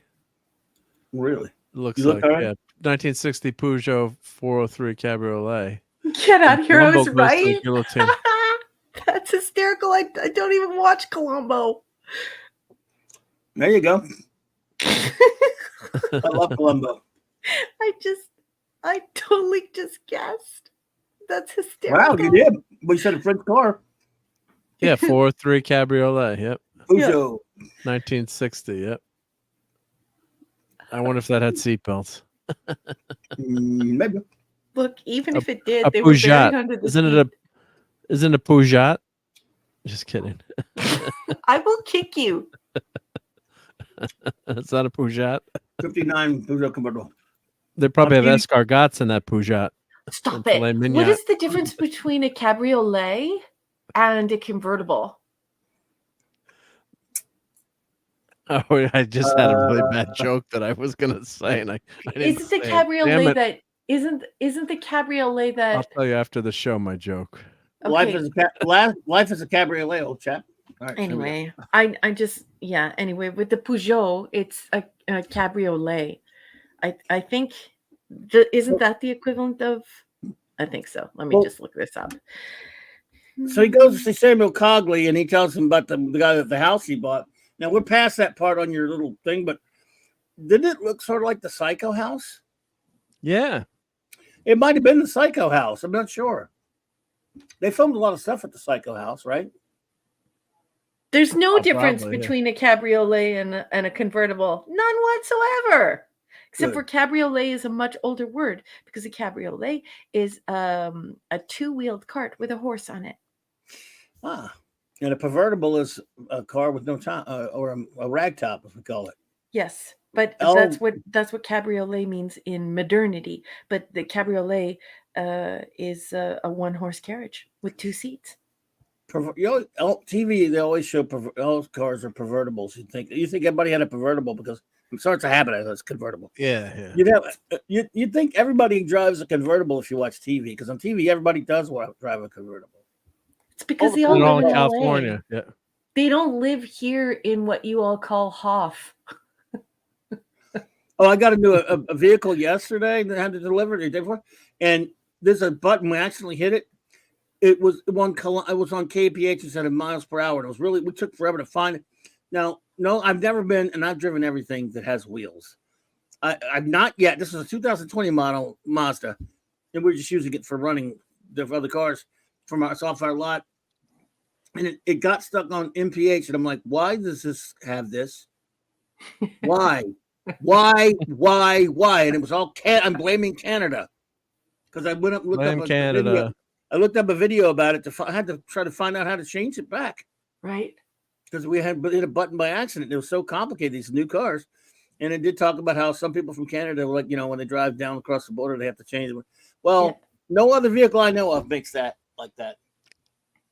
It was worse when we had a car. I was driving a friend's car, and the mom had the seat warmers on high. And like, our butts are on fire. We can't figure out I know find that the happens button sometimes. So to turn the seat warmer. Like, where are the seat warmer buttons? The grandma's had the heat set to like 100 degrees. Like, we're on fire. We finally found it, and it gets hot fast. Clubby, all of the cars here have kilometers. And I understand that, but this is not here. I mean, this is not. We're not in Canada here. Yeah, in Ireland, it's all the cars in the Republic of Ireland are on kilometers. But when you drive into Northern Ireland, which is currently the UK, right, it switches to miles. And they don't have both on their signs like we do in Canada. And so you actually have to go and calculate it while you're driving because you're in a car in kilometers, but you're in a country that posts miles. And so you're like, damn it. And so you just want to go back to Ireland. This one go back to Ireland. Well, this one can do both countries. So there you go. Canada, we always do both because we love our Americans and we want to be able to drive back and forth over the border, and so our cars have no problems. So when I cross over the border in my car, I'm fine, right? Well, I understand that. It's a new one on me. I've never maybe all cars have it, and I just never stumbled across it. Probably newer cars. We need to look into that. So I know my truck doesn't have it, of course, but it's old. Well, it's old. So anyway, Kolchak, Mr. Skeptical, he goes to play hero, goes into the house, he finds a woman, captive of the vampire. I mean, dude, call the cops. But no, he has to go in by himself. And and wackiness ensues. He ends up in a fight with him. His buddy, his FBI buddy, shows up and they fight. Yanor, what's it? Skorinski or whatever. I forget the guy's name. Always know his name and always bumble his name. Do you want me to look it up, honey? It doesn't matter. It's a vampire. How about that? Janos or whatever. Count That's Chocula. something. How about Count Chocula? Count Chocula. Scorzeni. Scorzeni. That's right. Scorzeni, yep. Scorzeni. Well, he's And, dead. He can't come after you now. Yeah, Count He's Chocula. dead, Jim. Count Chocula. Then, so they fight Count Chocula. And one of my all-time favorite movies is Fright Night. And I all realize they ripped that. There's a great scene in Fright Night that rips this off beautifully and does an amazing job with it. But this is still, they kill him with sunlight. Yep. So now They don't kill him with kindness. They kill him with sunlight. well, it's not 2024 yet at this point, which they would have done, of course. And the vampire would have been. They'd have felt sorry for the vampire, and he would have been like such a bad guy, and it would have been a reason to kill. Yeah, there would have been. Yeah, There's no evil in the world, just None. Perspective. Indeedishness. I love the way they had the cross glint in the sunlight too, and the scene here, like the photography is great. They always had a light on that cross, so the cross is always shining, especially in the dark. And why didn't Kolchak just wait until daylight to go there too? He said he delayed it so the cops would be there after daylight. What? I mean, didn't at this point he think he knows it's a vampire? He realized it really is, or do you have some self-doubt still? You think? No, I don't think so. I actually think that he's surprised that everything that his girlfriend made him read is working. I think he's genuinely shocked. I think that when he goes in and he finds the girl and he's like, I need to get you out of here. This is disgusting. Like, she's captive. He wants to get her out of there. And when the cross works, just look at his visage, look at his countenance. What do you see? Like this genuine shock. Like, I can't believe this hokey crap works, right? I was told my whole life. It's true. It's true. Right. And so I think that that's done on purpose. I don't know, but that's just what I thought. I don't think that he took for granted that it would be true. I think that he was going to go to the house and he wanted to dig through his stuff, look through his papers, because this is very much a what I would classify as like a crime thriller or whatever. So you expect him to go and toss his house for info and find out where he is and what he's doing, and is he out hunting for someone? I don't think he expects the guy to show up. I think he's doubly shocked when he sees the woman there, and he's totally freaked out when the cross works. And then he's like, "Okay, I'm really glad I brought the stake because I didn't even think the cross was going to work." So because Cogsworth says, I think I found the house. I'm reading the script here. He says, I told Crawford to give me 30 minutes before telling Jenks where I was, and Jenks is his cop. So that way I could get to see the house for a while alone and also keep the police from arriving before dawn. But so why didn't you just put it forward like so you both got there at, when it's dawn, when it's daylight. Of course, then the vampire would have, quote unquote, vampire would have been home. But so he's letting the cops get there. He's telling the other guy, give me a head start, so I can explore the house myself and take pictures. And but that's a lot of guts. Even if the guy's not a vampire, he's still a serial killer too, right? I mean, he goes and he's there not scared alone. of him. Yeah, no, he's not. He's only got the cross and the stakes. He doesn't even have a gun or anything, right? No, but that's what I'm saying. I think that's why he acts shocked that the girlfriend gives him the stuff. He's like, this crap won't work, and when it works, so I think he's totally shocked. But I totally buy him going at that time, because if you're viewing carefully, about this, and that he's uncertain still what to believe. And then I think he's doubly shocked once he sees the girl there. But I 100% think that that's a solid way to approach it as a writer, because obviously a journalist is going to want to, go, like I said earlier in the program, go there like a private investigator and toss that guy's place, find out everything you can, and document everything you can. And so when he is caught, he has the scoop. He's got the scoop. Oh, he does recognize the victim as Shelley Forbes. I'm looking at the transcript. Yeah, so Shelley Forbes when he finds her. So it was one of the missing. That was one of the missing ladies, right? That they hadn't found. Okay, that ties that together too. So very well basically, written. He's a serial killer. Yes, exactly right. So basically, I think up until the point with the cross, I think he thinks it's a serial killer. But Yeah. then when the cross works, he's like, oh shit. Yeah, it's his first experience with the supernatural. And yeah, of course, now he's getting run out of town because they want to cover it up. He's been a victim of bureaucracy before, but man, he gets kicked out. This is messed up. Very messed up ending. Yeah, but that's because BJ McKay and his best friend Bear, they don't like him. Everybody hates him. He doesn't like him, and he's just looking for an excuse to run him out of town. Oh yeah, the cops and officials always hate. I'm surprised he has a friend. I forgot he has a friend in the FBI guy. That's every other time, almost all the other times, the authorities hate his guts. Yeah. I can't wait to explore this character. It's going to be so much fun. He makes it so great. I mean, Darren McGavin is fantastic. I mean, he was just always so good. Yeah, he's Irish. But the cops, the cops are they're going to take care of his back rent though, at least after kicking his girlfriend out of town. Yeah. So yeah, because he asked girlfriend out of town. She's what have you done with her? Yeah. We just asked the young lady if she'd be good enough to leave town. She's an undesirable element, Kolchak.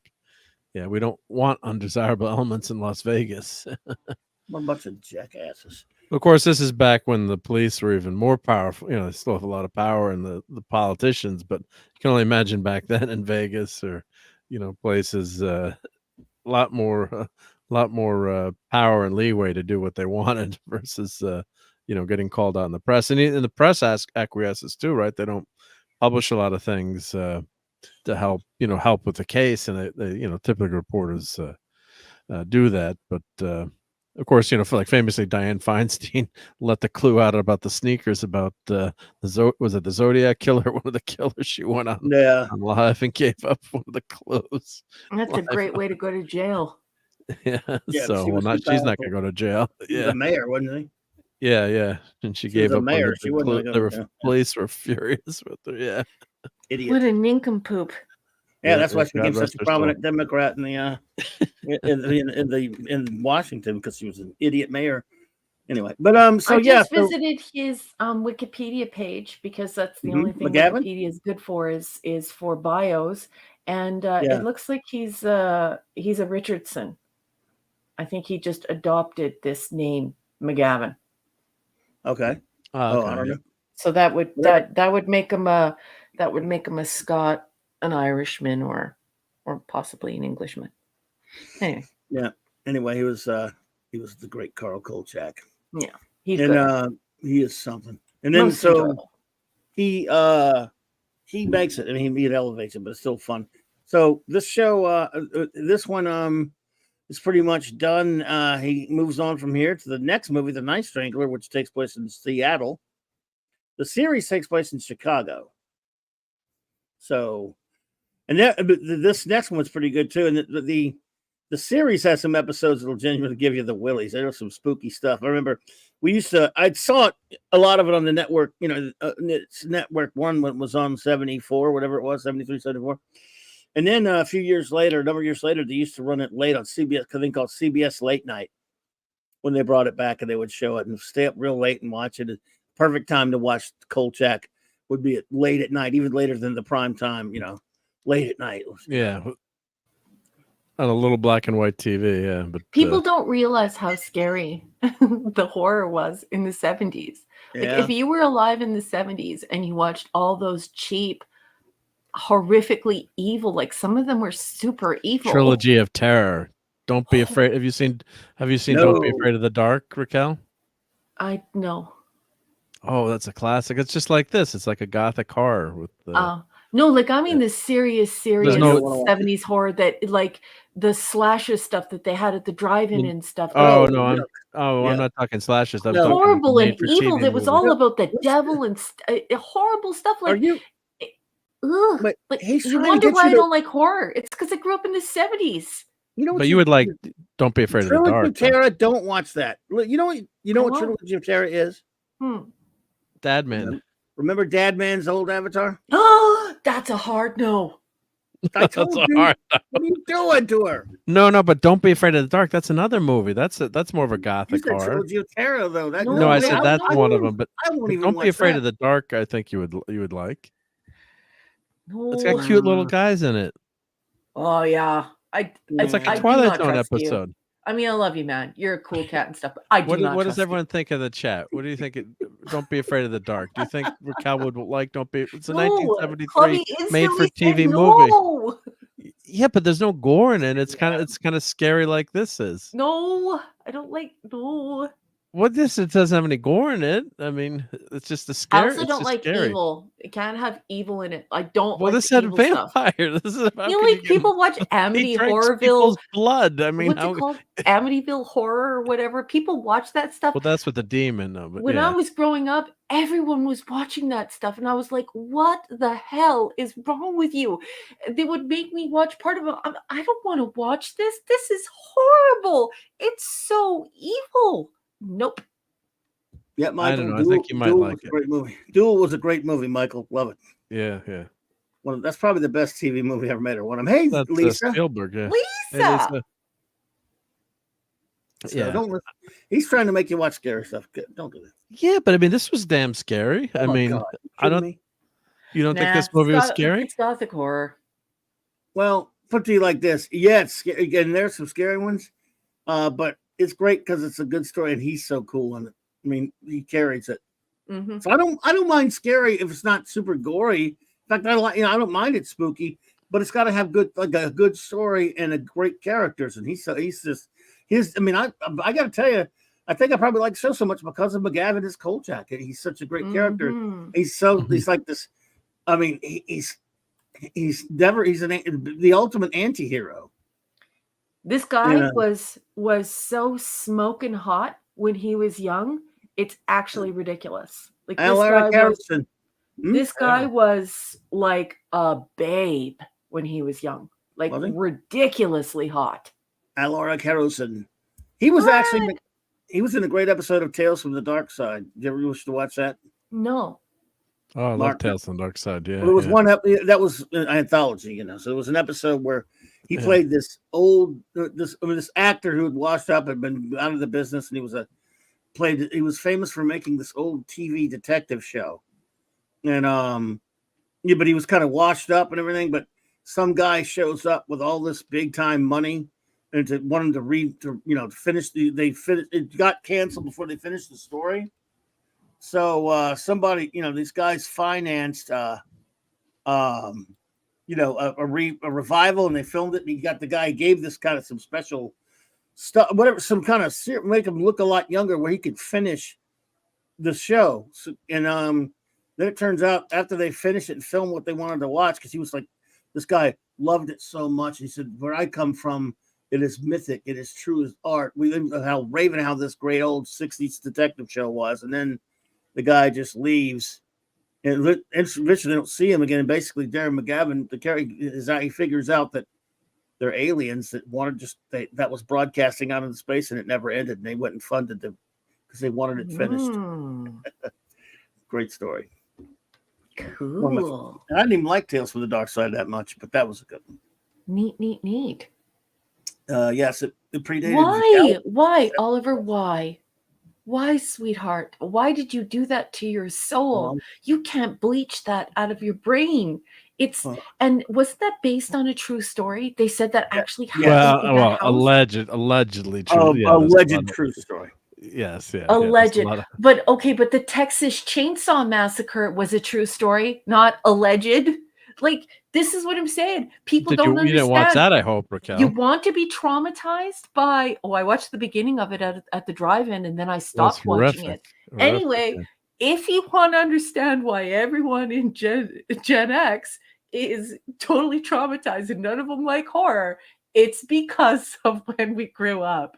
The worst, horrible, evil, terrible movies that will just destroy your brain. They all happened in the 1970s. Alaric Harrison, good to see you. And Michael Beacom, no, I've not seen that one. I don't like. I think I've seen Satan's Triangle. I'm looking at the images from it. Why would you watch that? What's about the Bermuda Triangle? It's about the Bermuda Triangle. I think I've seen that. Oh no, Lisa. Too late. I've already watched it, but I know Raquel will never watch The Exorcist.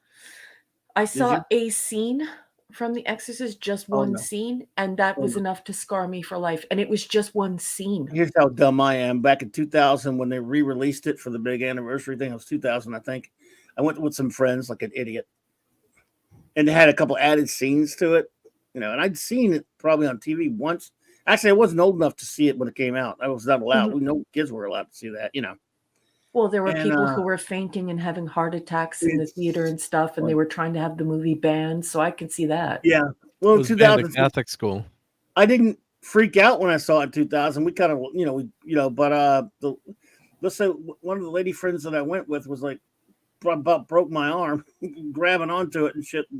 It was pretty. A buddy of mine told us he used to run a movie theater when that came out, when they had that re-release, and he was the manager of the theater. They used to screen movies like late at night after the theater would close, for things to come out the next day. Mhm. And he had because they have to watch the print back then. You had to make sure it was okay. And to watch it, right? Yeah. And he's the manager, and they all, when it's most movies, a lot of the workers would want to do it too, but with this one nobody wanted to do it. And he said, "Listen, you some bitches are coming. I'm not watching this by myself." He was spooked. I was like, "You're all watching it with me. Nobody wanted to do it." I He don't said, like I watched it I once and watching almost it with killed me. me. I don't Yeah. like it. I don't like pure evil. I don't like that. I don't like those sorts of stories. I was raised in a very, very, very religious family. Very religious, devoutly religious. And I'm an agnostic myself. I'm not super religious person, but I did go to Bible school and and all that. So it doesn't turn my crank. I don't like, first of all, I don't like seeing people being harmed. I don't like evil. None of that stuff inspires me. I don't like stuff like that. I think the worst horror movie I ever saw that I found disturbing, but at the same time it was okay for me, was Gremlins. I watched Gremlins, and it's just humor in it. There's so much humor in it, and you have to cover your eyes because the gore is just over the top. But it's like, I don't even want to talk about the blender scene because I just can't deal with it. It's just too gory for me. But at least that's not real. I don't That like was the things. 80s. That was an 80s mom for you. Don't mess with my kids. I'm Yeah, gonna blend sure. you gremlins. Yeah, but I don't like mixing the religion stuff with Because it pure could be too evil realistic. and or human too- beings, and I just don't like it. I know other people Especially if you're a just love it, but I believer. don't. If you're a believer, it makes it even that much. I didn't sleep Yeah. for a week after that. Michael Beacom said people slept with the lights on. I didn't sleep. Yeah. And then you'd go to sleep and think you'd hear a bump and you think the devil's coming to get you. And it was just. How many people died from a cardiac arrest watching that film when it was I don't first know. released? Like, I don't know. imagine that being how you died. And a good That's friend a of mine, no. his dad was the second unit director on that movie. Yeah, that's a So, pass for me. That's a hard pass for me. I just want to get as far away from that kind of thing as I can get. Yuck. Let's give a rating to this. Let's go our ratings. yeah. Okay, boss.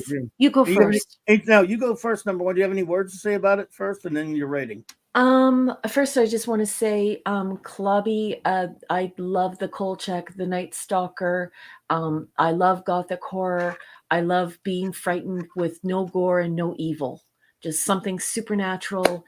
And I think it's really well done. It was also cool to see my childhood on the screen, the cars, the glass bottles for blood, the cigarettes in the hospital, the nurses with the cool caps, old school Las Vegas.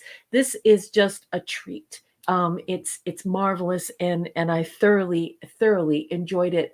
I'm going to go ahead and give this a A-. Good stuff, and highly enjoyable. Excellent. You didn't make notes or anything, did you? No, I did not. Okay, no problem. Good. Mark? Yep. I also really enjoyed this. This scared the crap out of me as a kid.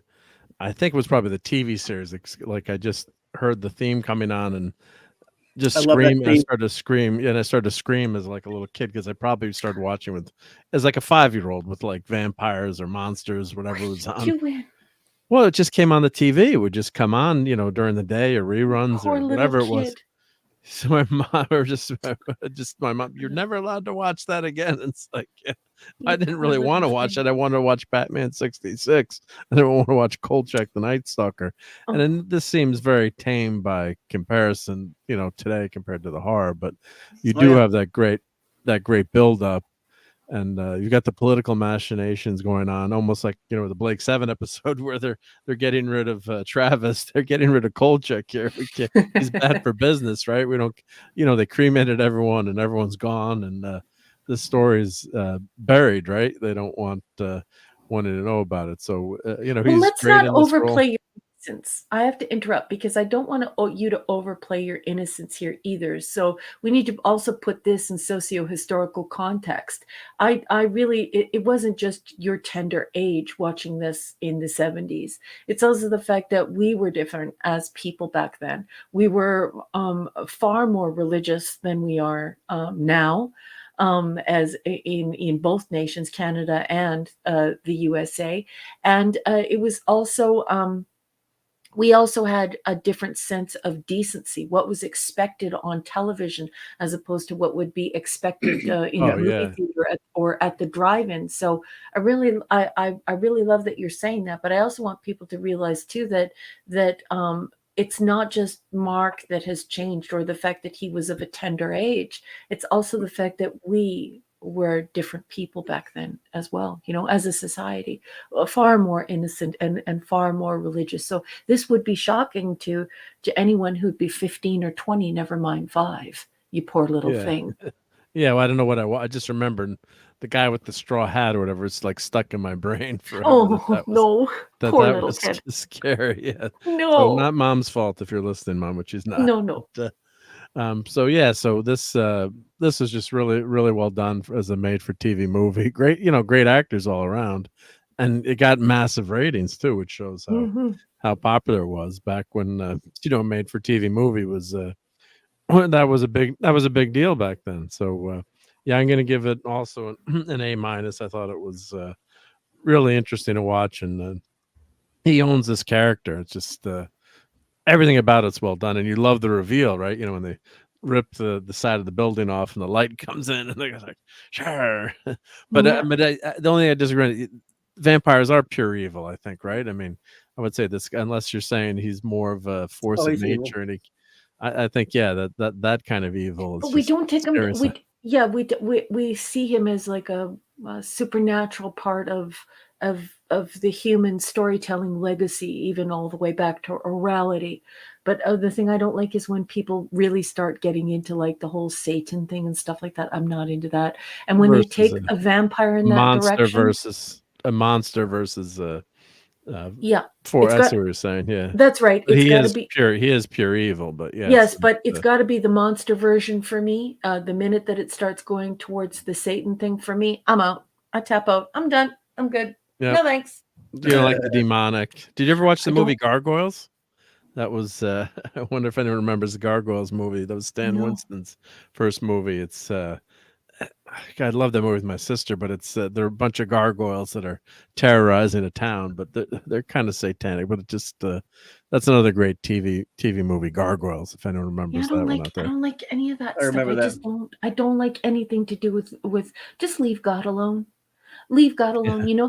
I come from the Socratic way of thinking.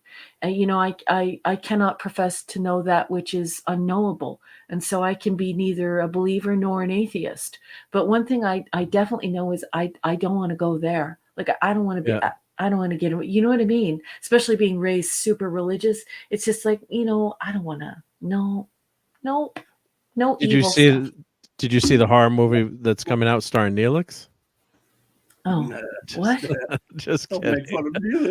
Michael Beacom says, heck yeah, he knows. Of course, Michael Beacom knows Gargoyle. Gargoyle is a very famous sci-fi fantasy movie.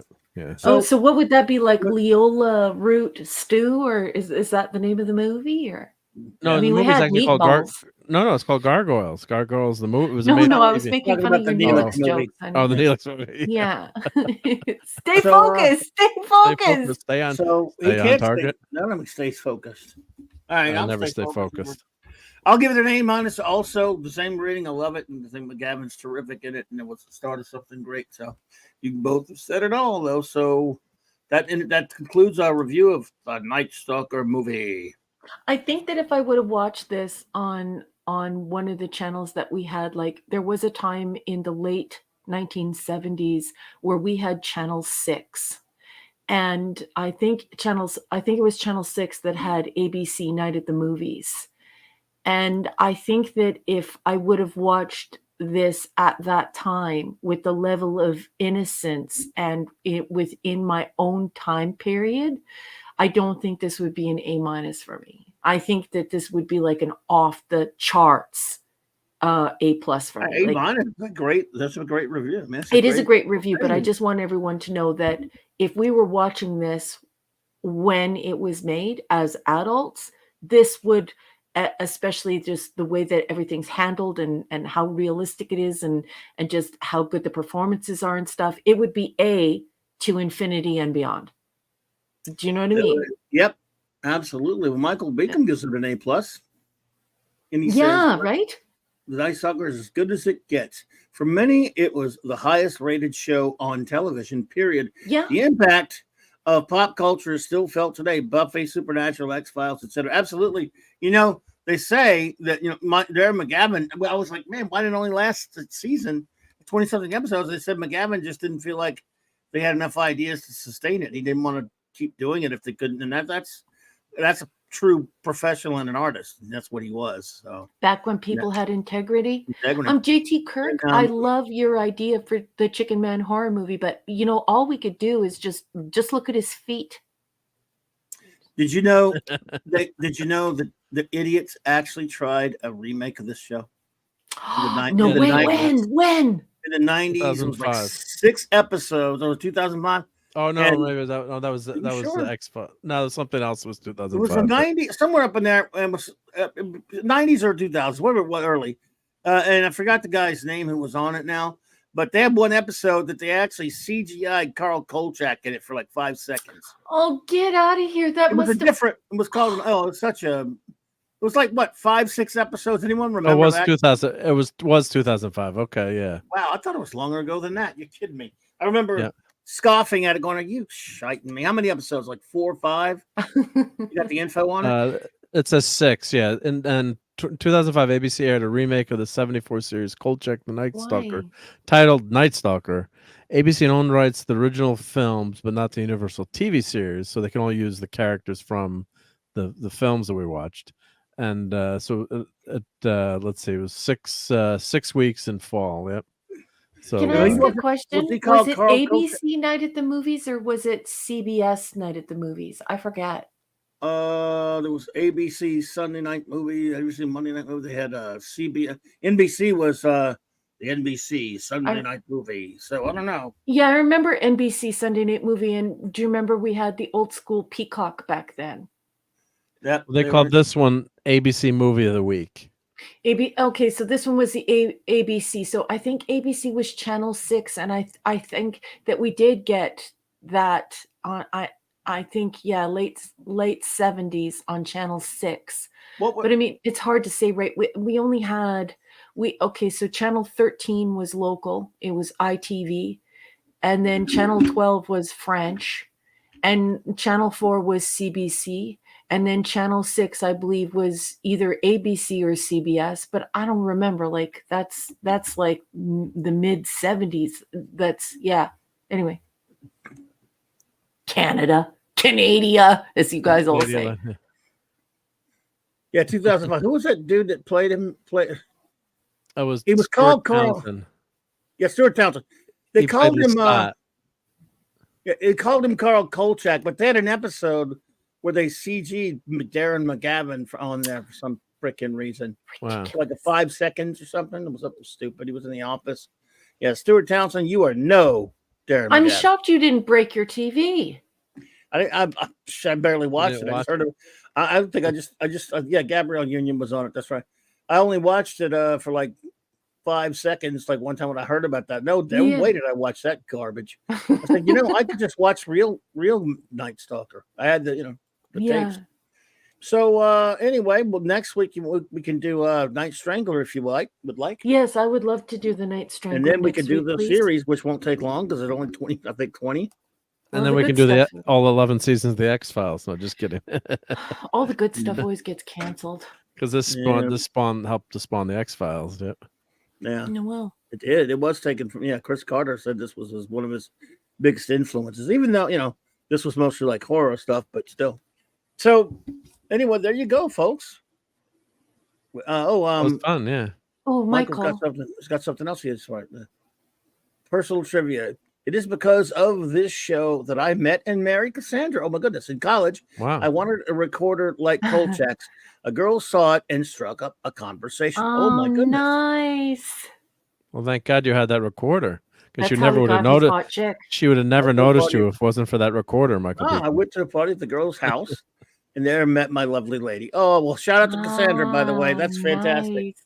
Tell her we said hello. Do you whistle the theme song to the series? I can't wait until we get to the show because I love that. It's like this. The opening is one of the greatest openings of all TV shows. And it's a great theme. I mean, it starts out with Darren McGavin whistling. That, and then nice.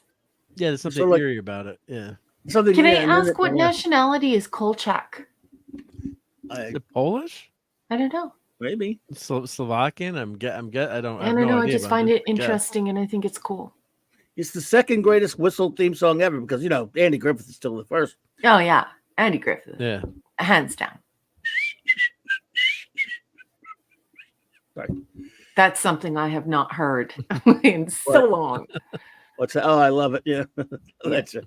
But yes. So a lot of fun. Can't wait to get to it.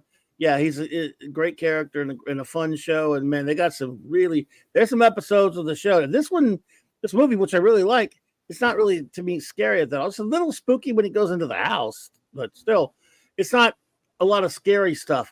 And I think it's been a long time since I watched Night Strangler. Maybe I think that's a little spookier, but there's some episodes of the show that gives me the willies. I mean, there did anyway when I watched them. I'm which is looking cool. forward to it. Yeah, I love it. So yeah. Thank you for another recommendation. I think this is going to be terrific. It'll be fun.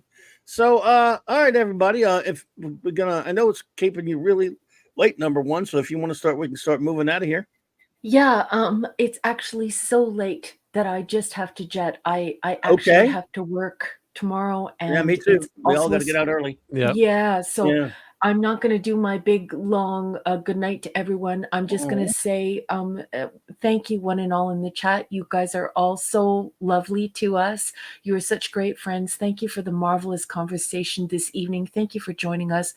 Please don't forget to support Clobbering Times in any way you can. You can hit the thumbs up. You can get a membership. You can tune in. But thank you for the marvelous conversation. You are all wonderful friends. I want to thank Mark for his marvelous conversation this evening. Don't forget to follow Mark on Twitter, Patreon, and YouTube. And last but certainly not least, I love you very much, Clubby. Thank you so much for hosting us this evening. We always have a great time, and it's because of you. So thank you for just being the consummate Southern gentleman who everyone loves to hang around with. And thank you for another series. Let's do Kolchak. It's going to be fun. Well, I love you and have a wonderful weekend. Of course, I can't wait to see you Saturday night. Good night. I love you very much. Good night, Sully. Good night, everyone. Okie dokie. Well, Mark, any closing words before I do the shout notes and shout outs? Well, we didn't talk about the Ghostbusters, but I think it's late enough. We'll save that for another night. We can do it for a minute if you want to. Yeah, we could do a minute. Yeah, we could do 1 minute. 2 minutes. I mean, I got to get out here pretty soon too. Yeah.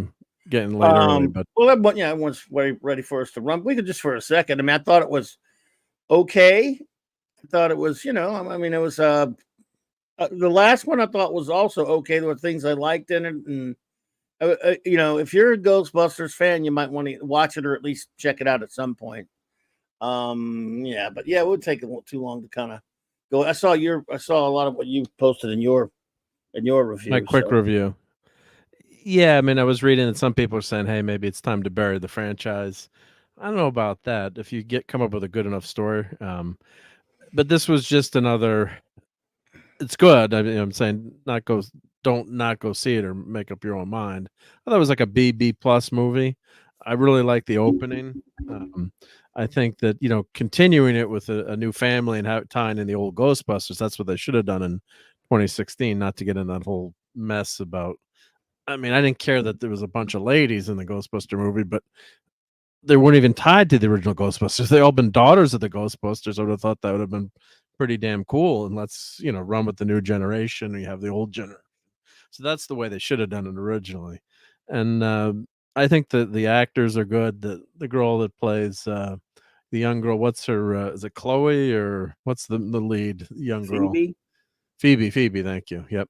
So Phoebe, I thought she's a really good actor in this. And then she's, you know, we're not doing any spoilers, but she has a relationship or a friendship in the movie, which I thought was interesting. We won't get into all the details. There's no spoilers, but you know, it was kind of showing the other side of things, shall we say? And of course, they got the great gadgets and gizmos, and the gang is all back together for, you know, for some scenes. And the villain is pretty interesting.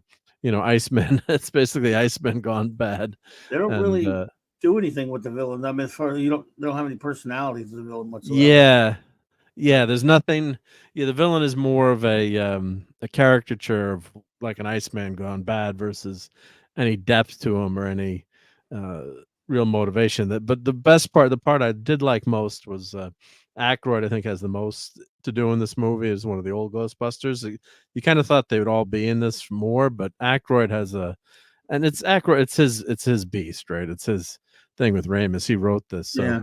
He's got some joyful scenes. You can see the smile. He lights up, and he's playing, you know, the old shopkeeper. And what it did remind me of is the Friday the 13th TV show, where you find like the evil artifact of the week, and you'd have to go, you know, find that. So that's what kind of like this was, like the evil artifact of the week, Ghostbusters, which makes sense for them. But I think it's fun, but it's not. You just can never equal that original Ghostbusters. I mean, how Star Wars did it with Empire Strikes Back, but it's tough to get that lightning in a bottle twice or three times. We got it with the motion picture, then Wrath of Khan, or you know, The Godfather 1 and 2. I mean, it's damn tough to do a good sequel. So I think this is serviceable. There's nothing really strikes out if you say, "Oh, was there anything woke or bad in it?" You know, there's nothing like that. The characters are pretty well fleshed out, and it's interesting, but it didn't wow me. But I did get that. But I'm not saying I didn't enjoy it in parts, but it just wasn't. It wasn't a 10. So it's a B. It's not an A. I did get that popcorn bucket. That thing is damn cool. Nice. The best part was the popcorn bucket, huh? Yeah, the popcorn. Well, I mean, my popcorn was really good. That's the thing, and my stove. Yeah. So, but I did enjoy it. You enjoyed it too, right? I mean, it's okay. Yeah, I mean, I can't really get super pumped up about it. And it was enjoyable. There's nothing particularly bad about it. It had its, you know, it was kind of, it was just sort of, you know, that last one, Afterlife. I thought it was okay. Then that last 20 minutes got to my heartstrings and really tugged on them big time. And that was, you know, so that was really, you know, it kind of got to me. It was very manipulative in that way. There's the trap. You've got Egon. There's the trap. This one didn't have anything like that. I like seeing, you know, Ray. At least we got more Ray in there, and you know, so wow, that was cool. Where's the popcorn go? In the middle of there? The popcorn goes. I don't have my mic, but here's the like 5 pieces of popcorn in there. Okay, yeah. Oh, that's nice. That's at the AMC, huh? Yeah, that's at AMC. Yep, $40. Oh my God! Don't tell my wife. I'm calling her right now. Yep. Oh, I didn't mean to wake you up, but you know, Mark. Who are you gonna call? Who are you gonna call? So yeah, there you go. That's nice. Very nice. Love it. Definitely is cool. Yeah. There's this. Let's see if it fits the Stay Puft. Bustin' makes me feel good. So the little Stay Puft guys in there was just gratuitous, but yeah, you know, it's fine. It can fit a Stay Puft Marshmallow Man. That's pretty cool looking, though. I mean, I love it. Yeah. At least you can get some popcorn in there. They have some of those things you can barely get any, like the car didn't look like you can get much at all in there. So you can get some popcorn in that one. Yeah, you can't get much in the car. That's for sure. Yeah. Hey, Zachariah, what's up, buddy? Yes, Mrs. C. Yes, Mark spent over $40 on a popcorn bucket. Yes, yes, it is the Ghostbusters one. You're welcome. Well, looks like the woodshed for Mark. In fact, everyone, Mrs. C has released a statement. God damn it, Mark. There you go. There you go. Yeah. It's got wheels and it's got buttons. Nice. It's got buttons and knobs that don't do anything, but it is for $40. Well, I guess the popcorn bucks. Yeah. Light is green, trap is clean. So, all right, then. Well, there we go, folks. It was okay. Yeah. It was an all right. I mean, it looked okay. It's like I never watched that other one, that first one again. I don't know if you ever watched it again. I watched it the one time at the theater. It was good. So Afterlife or Afterlife, you're talking? Afterlife. Yeah, Afterlife. I watched that it last twice, one. Yep. And this one I watched once. I don't know if I'll ever really bother to watch it again. That's not even an insult. I was like, it's okay. It's sort of there. I'm going to go see Kongzilla next week, and I hope they don't ruin that. But after Godzilla -1, this is going to be a fluff ball. But, you know. Yeah. So, anything to talk about or announce before we get out of here? Well, I'll probably do a review of this amazing popcorn bucket tomorrow, and maybe talk more about Ghostbusters. Cool. Figure out when I'm going to do that. Well, Nick's not on tomorrow night, so maybe I'll do. No, maybe I'll do a stream tomorrow night and there do you go. something. I'll see, or do like a build stream or something. Do it. Yeah, I'll hang with you. Maybe. Well, of course, usually Friday night's date night. Oh, I think my wife is playing pickleball. Oh, you better tomorrow night. get your ass. Yeah, you better she's watch. Abandoning me. I think she's got maybe pickleball. thin ice. Okay. Yeah. Okay, just don't get in trouble. Yeah, yeah. All right. So maybe I can stop by J-Man's and say hi to you guys too for a Yeah, change. you should. You should. Come on. Yeah, I think We're she's doing Born Again. Born Again. Yep. Yeah. Yeah. She's sometimes she abandons me for a joke. I say I'm a pickleball widow. So pickleball. I finally saw what that is. I saw somebody playing it on something. Like it looks like ping pong, but with pickles. Not with pickles. It's ping pong with people on the table. Yeah. Yeah, with two people. It's just like ping pong, isn't it? Well, it kind of resembles ping pong the way you play it. Yeah, it's fun. It is a lot of fun. Okay. It is a lot of fun. Yep. And Zachariah's here. Hey, Zachariah. I did say hello to Zachariah. Oh, you did? See Okay. you, Zach. Yeah. All right, sirs. Well, here we go. Show notes and shout-outs. We've got tomorrow night, 7 p.m. Eastern Standard Time on the great J-Man's channel. Sean and J-Man and myself, Fearless Fridays at the penultimate episode. Tomorrow night we review the Frank Miller classic Daredevil Born Again. And then a couple of weeks from now, it's going to be in April, it'll be Fantastic Fridays as the Sean and J-Man and I review on his channel, J-Man's channel, Jack King Kirby's legendary Fantastic Four run, number 1 through 102. Annual is 1 through 6, of course. No 32 Flavors of Nick Weiser tomorrow night because Nick is out there having some fun in downtown at the big meeting down at the Texas meetup. But there will be Saturday Night Star Trek. 4 more scintillating episodes of Star Trek Voyager, the same Trek time, same clubby channel. And then, of course, end your week in the geek with a Sunday night geekery on Mark D's with the C's channel, 10 p.m. Eastern Standard Time, and throw a little eatery in there, and you'll have a great time. Yeah. Either way. So, and that is about it, I would say. Shouting out, of course, the great riches we have: Eric K., Chris Persia, D-Bud Martin, Lord Thoth, J-Man, Maddie's Daddy, Cal L, Fanty Outside, Box Redstone, and Larry. And of course, dear friends who hung out with us here in the night and here in the chat, we appreciate you. Oliver Belamonte, thank you. JT Kirk, thank you. Joe Dog, Lisa, Zacharot, Don Ranger Power, Son Way, Michael Bacon, and shout out to Cassandra, buddy. Gwagnar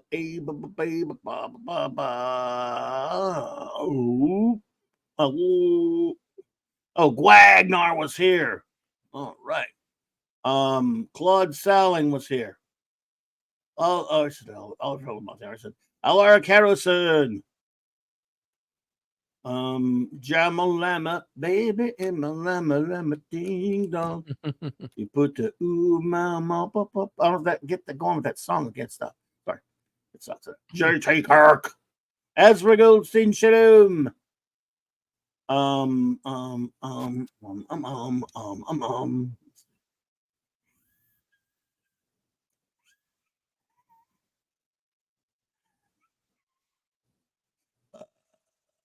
Oh yeah, anonymous gamer Picasso, you're my kind of town.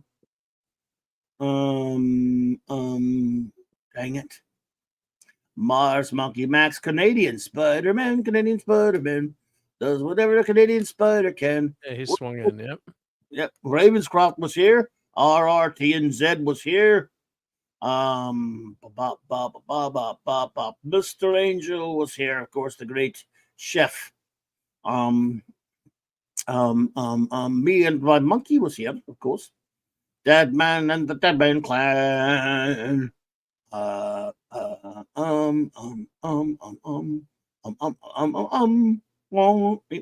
scrolling.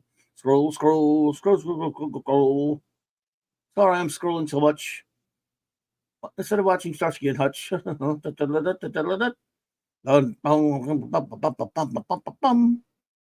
I know there's more. Come on now. Grim was here. I think Grim popped in. Yeah, Grim. I'm pretty sure Grim was here. Try to remember before I get to them. Yep.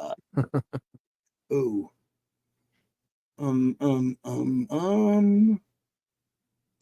Well, crap. I know there's more. Don't worry, folks. I'm gonna get to all of you because they're important to us. Try not to forget anybody. But a lot of the same one, even when you're scrolling. Darth was here. Hey, Darth. Putin's rat, you old scoundrel.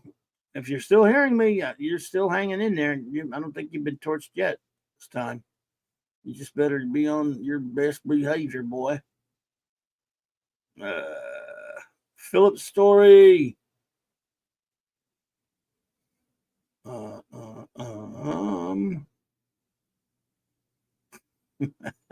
right, I think Susan Eckstein. Oh, Susan, good to see you. All right, almost there. Let's see if I can start. Do I start guessing yet? Do I start betting yet? I don't think so. Yeah, I think you gotta miss someone. Yep. Yeah, we'll make. Hey, yeah, for example, you're right. Nav Shergill. Sorry, Nav Shergill. Thank you for being here. Dave C. You were right as always. But now we're getting, toward the end. So now I can start, making reasonable gambles here. So I'm going to start. Penny was here, by the way. Did you know that? Penny was here. Yeah. I think I said Wagner already. Tim's talk popped in. Yeah. And I said, I did shout him out earlier. Yeah. All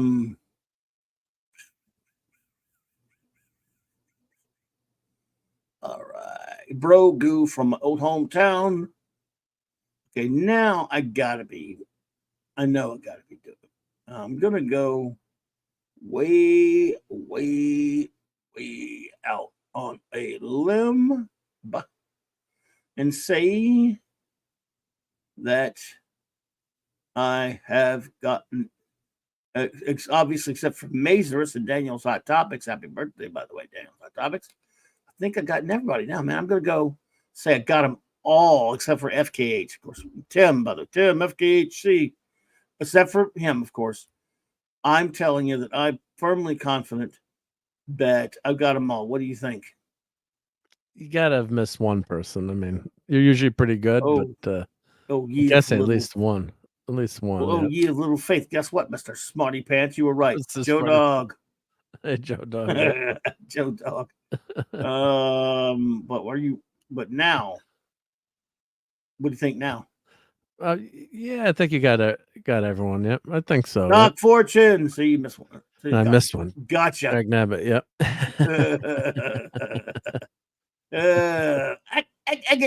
You know, they're doing a Popeye live action remake. Why?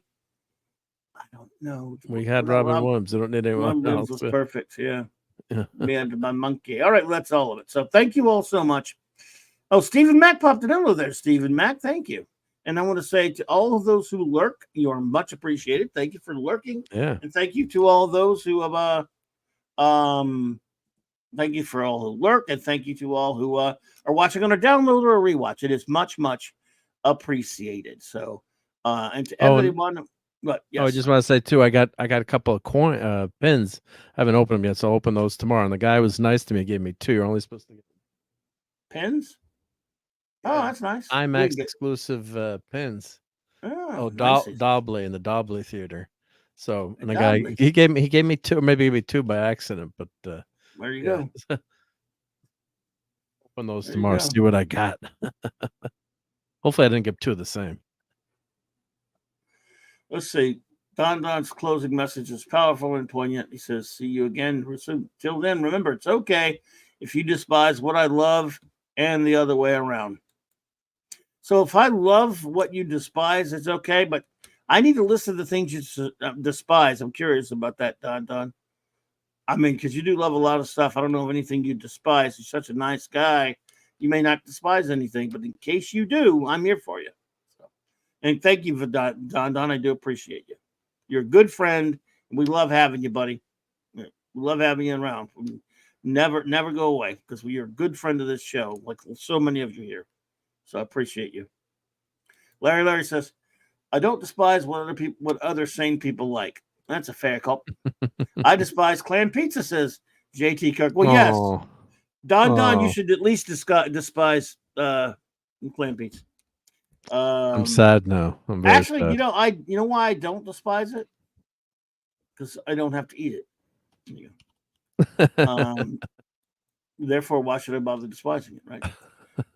Does that make sense? Someday you'll try it. You'll say, "Oh, I can't believe how right Mark was. It's just the best thing ever." I'll watch Stargirl before that. Good night, everybody. What? I'll buy a clam pizza. You can buy me one. I just won't be eating it. You want to waste your money, and it's up to you. Good night, everybody.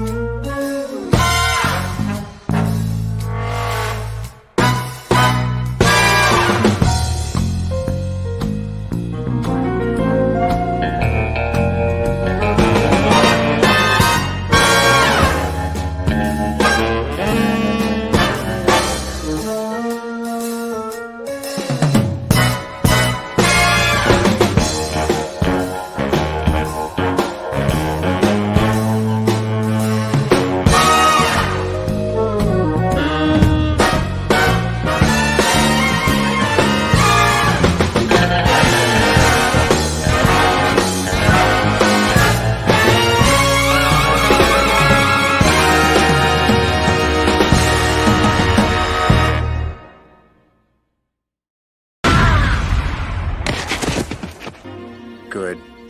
Bad. I'm the guy with the gun. Groovy. Happy birthday. I just love clobbering time.